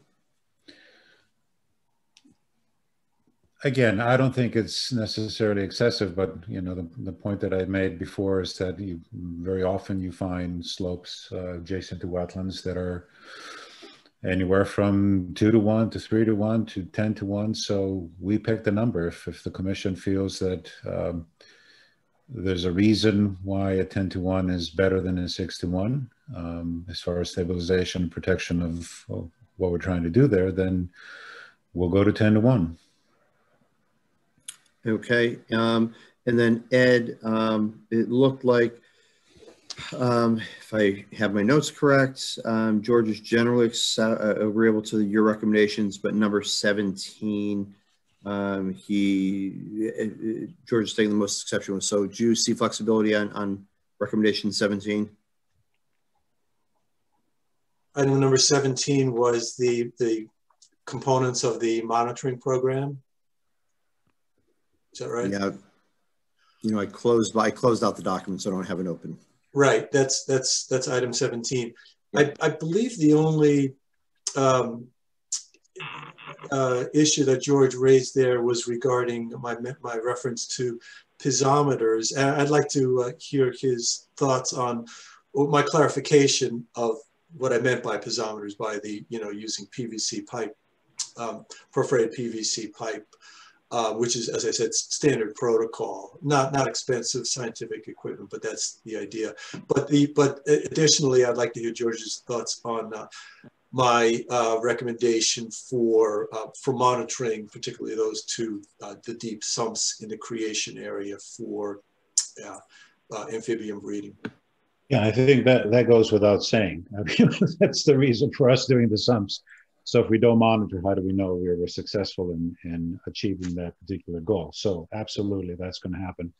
And now that Ed has explained the piezometer, that I'm not going to go out there and try to follow some scientific protocol, but just plainly put a couple of pipes out there, space them out, and monitor groundwater when I'm out there monitoring anyhow. That will be fine. We wouldn't have a problem with that. Great, thank you. Bob, that's all I had for questions. Okay, thanks. Mark? Yeah, I just looked for clarification. I think Ed mentioned something about there was an area, depression area, that he stated that might have been the original eastern frog mating area that might have been filled in a little bit. Could he explain that a little bit better? And is that area, you said something about observing it. Is it something where it's going to be protected during this time of, if we move forward, which I think we should move forward, but how is that area will be protected if it is something that might be an area that these frogs might migrate to on a consistent basis? Is that something we don't want them to do? We want them to go to what we're going to develop for them. Could you please explain? Ed Pollack here. That's a really good question. As I stated, that area has been a puzzler since at least the time that I saw it. Just trying to understand particularly what the hydrology is there. As George noted, there's an excavated deep hole at its east end, which always held water. The rest of it is a kind of an excavated flat bottom swale, which it may have been created to draw water away, but from the work area that was the filling that was done last year. But nonetheless, what has resulted there appears to be a seasonally flooded depression. And in the same way that wetland B was the result of apparently an unintentional excavation, but is used by American toads for breeding last year and this year. Now this is the first time I guess that we've had people looking in the spring and have seen that this area that Shannon is now hovering over, that too is it's a depressional area. It too is used by it holds water now in the spring, so it's seasonally flooded, and has toads breeding there. So, I know George referenced, they'd like to fill that area. Well, before the commission approves any filling there, I think you need more information and continued monitoring of it to understand how long does water persist out there, and do toads, does it appear that in an average year that they do a complete metamorphosis there? Their metamorphosis goes pretty quickly, so it's very possible that that is a suitable site for breeding by American toads, in which case, I would not recommend that it be eliminated. And it's, the proximity to the wetland A, which is going to be restored, the wetland A, which was undisturbed, and the creation area just immediately to the southwest. It's not like that area is somewhere out in the middle of the, what might be an ultimate development envelope. This is very close into the, what's existing, what's being proposed for creation. And so I certainly don't, given what we know right now, I don't support filling it now. And it may be appropriate to designate that as a watercourse based upon the hydrology that's been observed there last year and then what's been observed already this spring. If I may speak to that.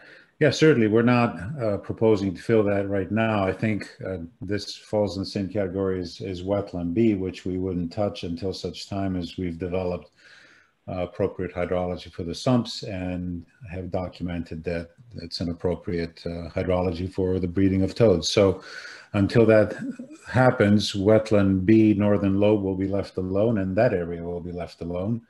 It's not very big, so it doesn't really interfere with anything else we're doing nearby to the west.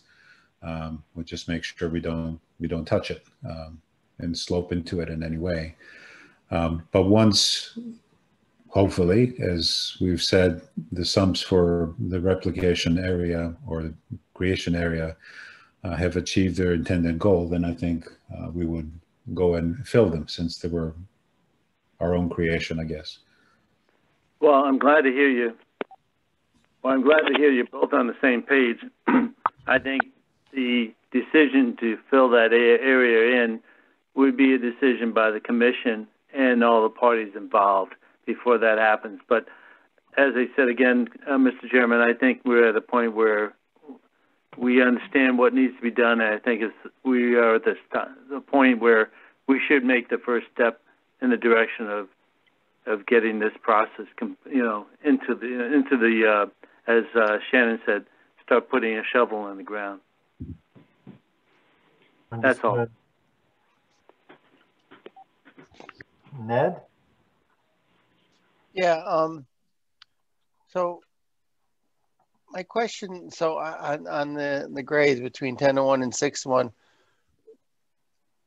for this area, I mean, what was it originally? Can we, do we have that information on the grading? I mean, do we have this? Was there the survey that was taken before all the excavating and movement of soil started happening? Yeah, there was. It's not on this particular map because we, just not to confuse people, we've taken those contours off. But as you recall, there was another set of contours that were kind of underneath these contours that was based on the 2016 Connecticut Eco GIS. And I think they were, I admit, they were probably pretty flat. Yeah. Okay. If that's my recollection, and I don't have that map in front of me, so. But while we discuss it, I will look for it and see if what I just said is correct or not. Okay.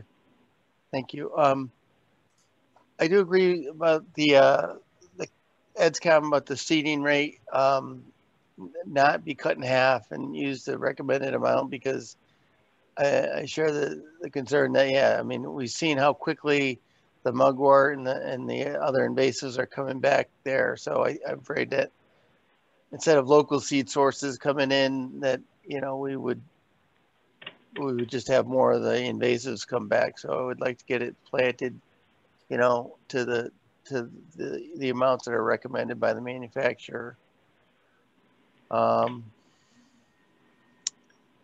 Yeah, we don't have an issue with that. Sure. Yeah. And I think that's the only thing I really had. Thank you.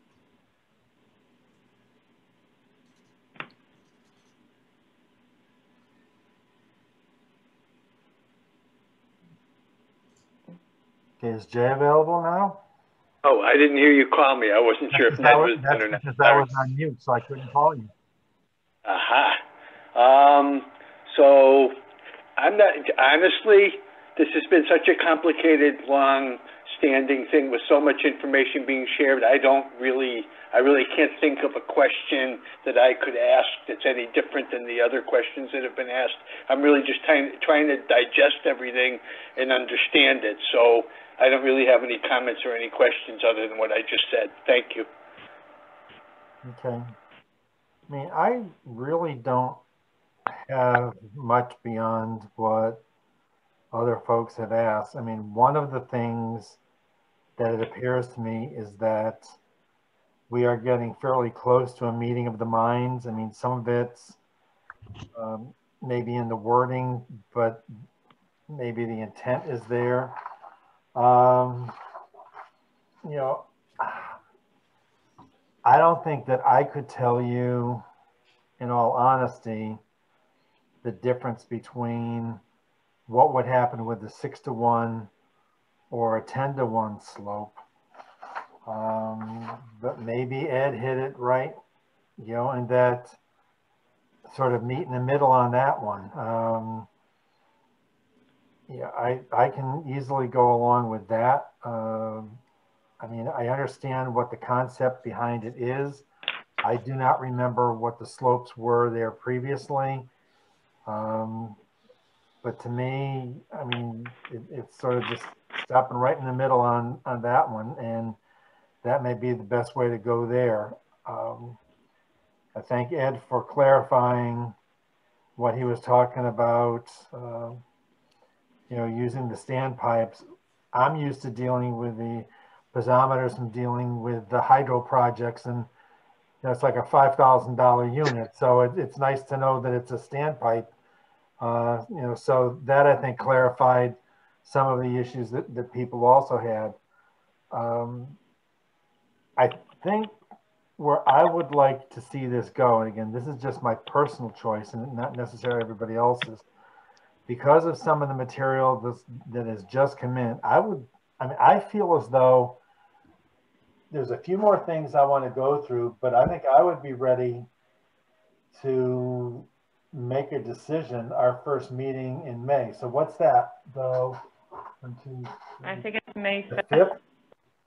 I mean, I think Ed has heard George's comments, George has heard Ed's comments, and I think a lot of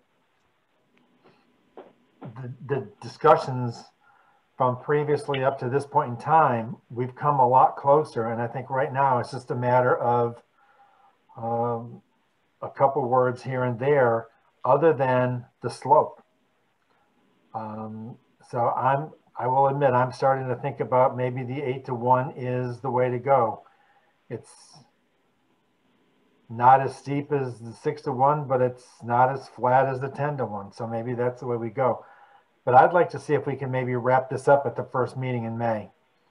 I just want to go back over some of the documents. Some of them I didn't really have a chance to go over, like Ed, I got yours today, but I didn't really have a chance to go through it, but I appreciate your input on it and your explanations.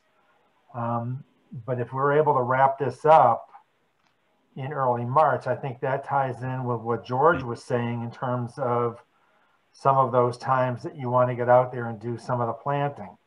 If you're talking mid-May to mid-June to go out and start getting the plantings in, I mean, correct me if I'm wrong, George, but I think that's where you were kind of going.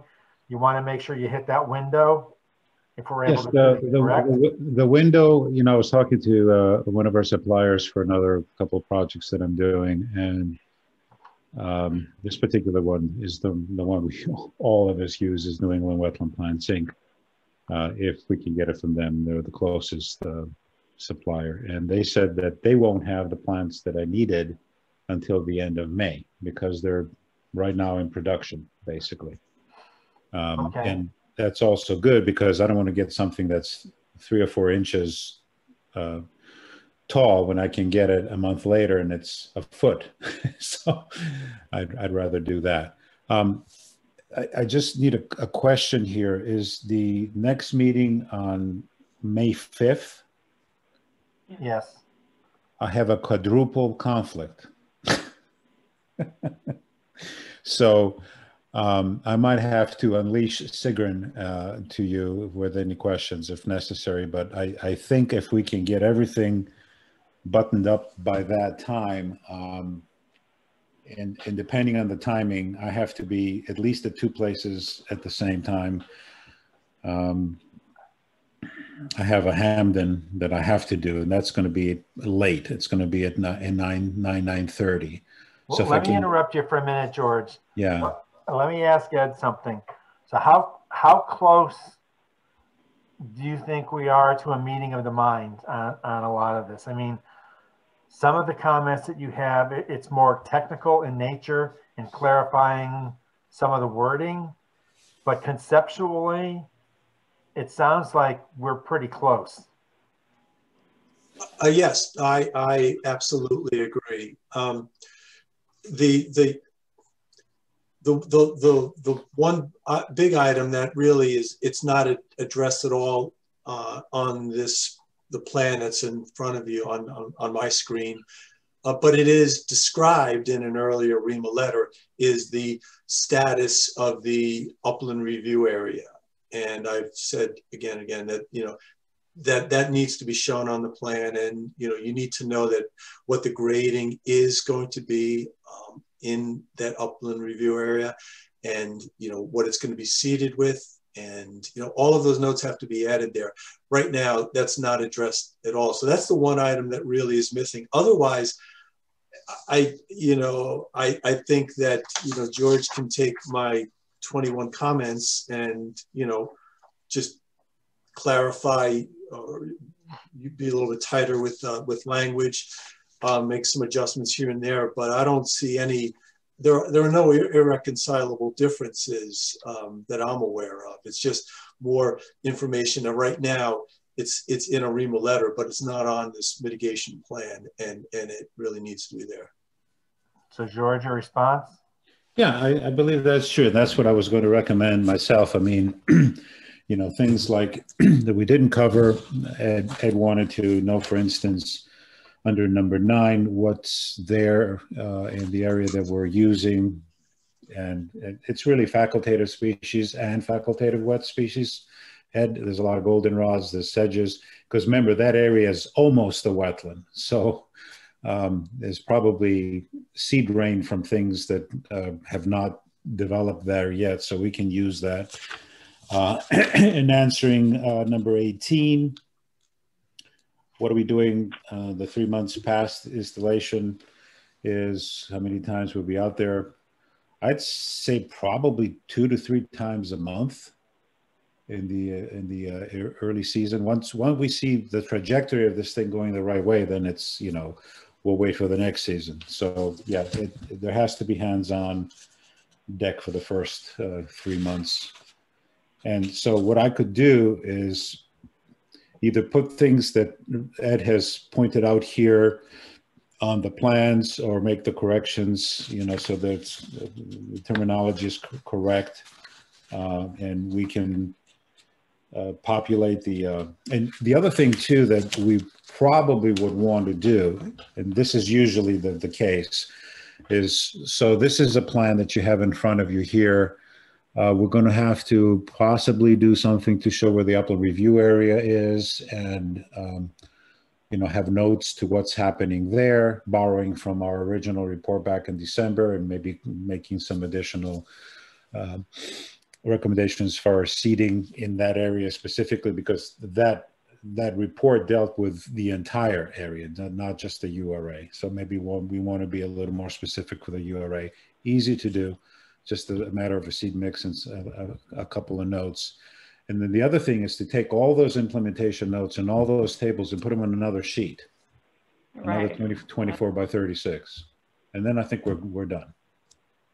Right. Okay, That's what I was, go ahead, Shannon. I was just going to suggest, because we've got, and certainly, George, I understand creating the memos, but that's, I was just making notes, so like we've got, okay, we pulled something from December 2nd, we pulled portions from April 1st, and then I think this latest plan is April 15th. And what I'd like to see, and I think we need to be comfortable with, is get this so it's, I'm saying basically construction docs, that you're ready to hand this, whether it's, and I know Mr. Mierzewski is doing this himself, it's not going out to bid, but basically be able to say and hand this set off to somebody and say, this is what we're doing in its totality. And whether it's, you know, 5 or 6 plan sheets, I understand a lot of it'll be notes, but we've got to get it all so that it's in one document and one reference. Yep. Agreed. Okay, and George, let me ask you this. Hypothetically, if this project, the restoration, were approved, you're saying that the plants aren't available until maybe the end of May. How long would it take to do the work here to get the property in shape so that it could accept the plants?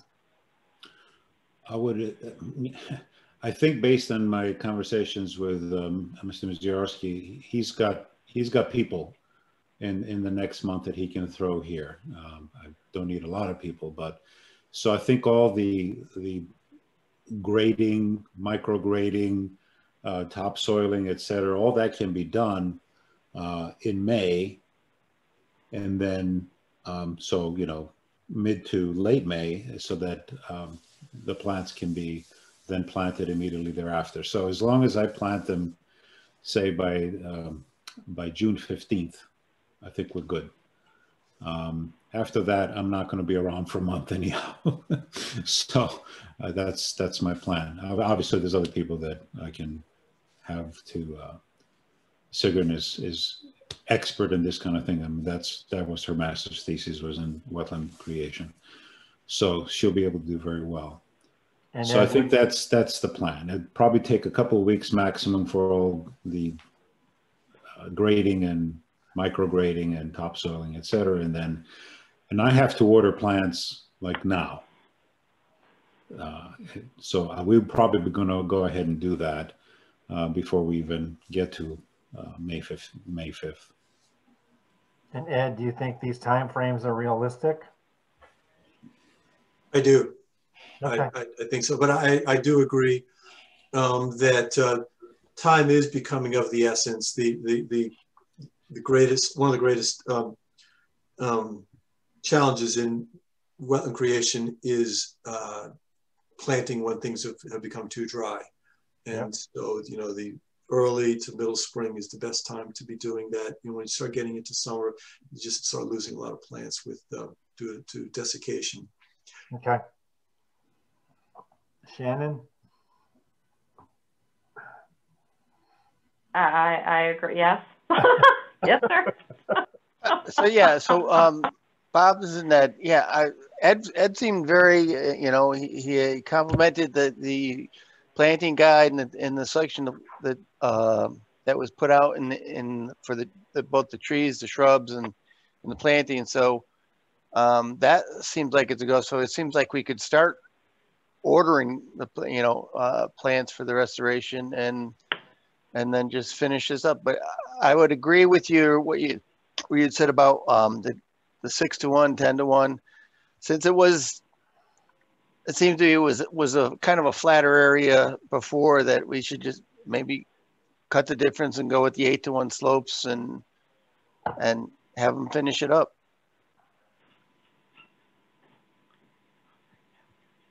Any other comments?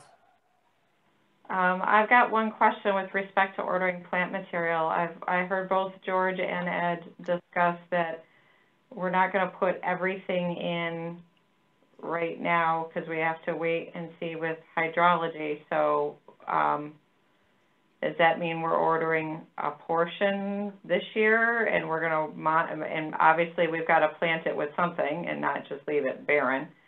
But we're not going to put everything in and then watch it this year. And then if does everything we think it is going to do, or it needs to be tweaked, then the rest of the plants get installed next spring. So we're doing basically a percentage of planting this year and a percentage next spring based on what we see out there. So here's what I usually will do. And Ed kind of hit it, because there have been times I remember just in recent memory where something got a little too wet. And so I had to go back the next year and move plants before they didn't make it. So that's one possibility, that plants will be moved, and I'm specifically talking about shrubs. That's the big one. If we thought that the hydrology was not there, for instance, for buttonbush will do fine anywhere for a while. They can even be stockpiled until the next year if we thought that hydrology was not going to be achieved. So that's not a problem. What I'd said is that I can order supplemental plants, especially the perennials, for the lower zone. And I had some examples there. And based on what we end up this year, maybe in, you know, by the fall, we'll have a better idea when we get the rains. So if I needed to get a supplemental plants because I lost a few, or because, hey, you know, soft stem bulrush will do a little better here than, you know, the other thing we were recommending. So yeah, I think I would say that 90% of the plants will be planted this year. And there might be a couple of exceptions. Okay. Okay. I just wanted to be clear on that as to, you know, and what I heard and how I interpreted as to what that actually meant from an implementation. Right. So that's fine. Yep. Yep. Okay. So the next meeting is in 2 weeks. Is it possible to have this construction level plan ready by next Thursday, Friday at the latest, so that folks have a chance to look at it prior to the meeting on the May 5th? Yes. Let's see. Okay. So that was the first thing. All right.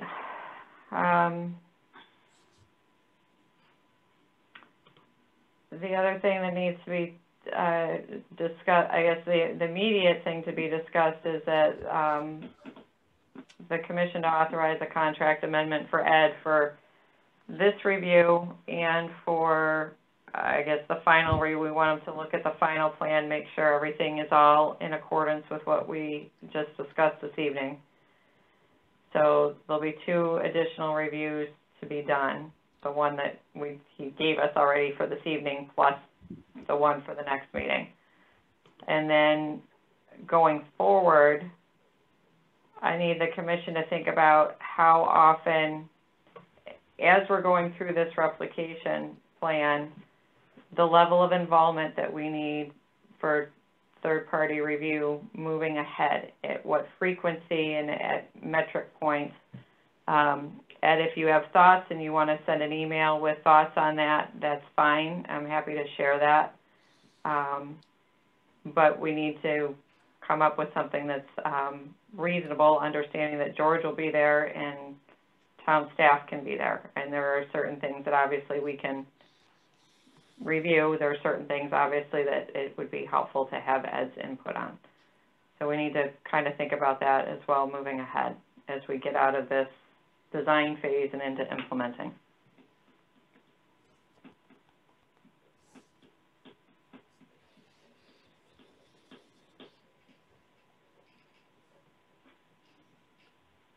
So do we need a motion to approve something? Well, yeah, I had a motion to approve the contract amendment for 2 additional reviews for Ed at this particular point in time. Okay. Can I get a motion to that effect? So moved by Eisner. Second, Statchen. Those in favor signify by saying aye. Aye. Aye. Opposed? Abstaining? Okay.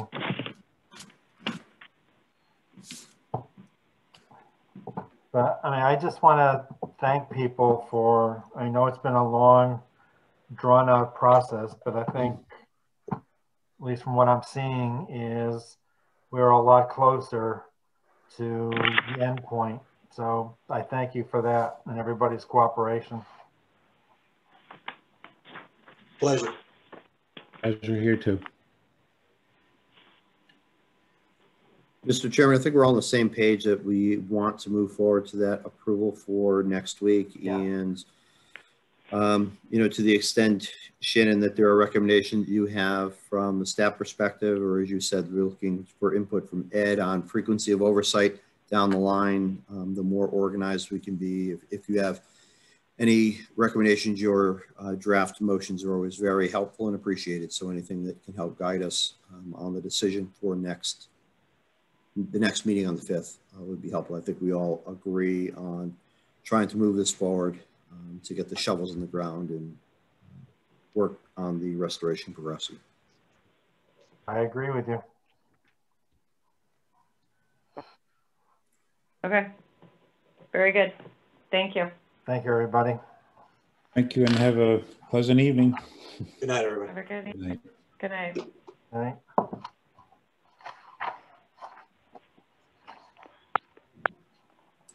So next up is planner's report. I'm going to jump right in. Just a couple of quick things. Household hazardous waste is this Saturday here at the Town Hall campus with all the usual benefits that come with that, electronics, shredding, the usual batteries, not paint because that goes to paint care, but all the other items that you normally get. Household hazardous waste is this Saturday. Townwide cleanup is also this Saturday for those that are interested or getting a group together. That is also going on again this year. And then bulk waste is next week, so the 26th through the 30th, I think it is. Normal garbage collection day. And if so, that's all the information's on the town website. All the information was posted in the spring newsletter that hit everybody's mailbox. So those are those two things. And then the final thing is how we are holding our meetings currently. So there's been lots of conversation about the potential for return to in-person meetings. And we've had a lot of dialogue on this and what it would look like and how. Ultimately, what I think if we had our choice, we would allow a continuation of hybrid meetings. So we will return to in-person for those that are comfortable and are able and can join us in person, and still allow an element of online. Some are perhaps more familiar than others that the governor's executive powers have been extended to May 20th. So right now we're allowed to continue, and land use executive orders were extended at 11:50 on April 19th. So literally with 10 minutes to spare to allow us to continue doing what we're doing. So right now we have until May 20th, and then unless the legislature or executive orders are extended, we will be moving back to some type of in-person meeting genre of some form. So I just wanted to give you a heads up so you can start thinking about that and understanding that we will be processing some changes here in the next month or two with how we're conducting meetings. So it's just kind of an early heads up. There's not really anything for you to do with that. It's just really an FYI. And so with a meeting on the 5th and the next one being on the 19th, we don't have to worry about it until June. In theory, yes, correct. Okay. All right. Was that your report? That's it, yes. Can I get a motion to approve the minutes of April 7th, 2021 for Wetlands? So moved. Is there a second? Jay, second. Any questions, comments, corrections? Hearing nothing, those in favor signify by saying aye. Aye. Aye. Opposed? Abstaining? They pass. Try to make this one quick. We'll close this at 10:49, start conservation at 10:49. First thing on the agenda is Land Acquisition Committee report. It didn't meet last month. Okay. The meeting was canceled last minute. Okay. So then can I get a motion to approve the minutes of April 7th, 2021 for the Conservation Commission? So moved. Is there a second? Okay, Jay, second. Okay. Thank you. Any questions, comments, or corrections? Hearing nothing. I was bummed that I didn't get to attend my first meeting. It got canceled the night of the meeting. But I gather something was up with Liz Dolphin, so I understand that. Okay. So we have a motion and a second. All those in favor of approving the minutes of April 7th, 2021 for the Conservation Commission meeting, please signify by saying aye. Aye. Aye. Opposed? Abstaining? So we can call it a day at 10:50.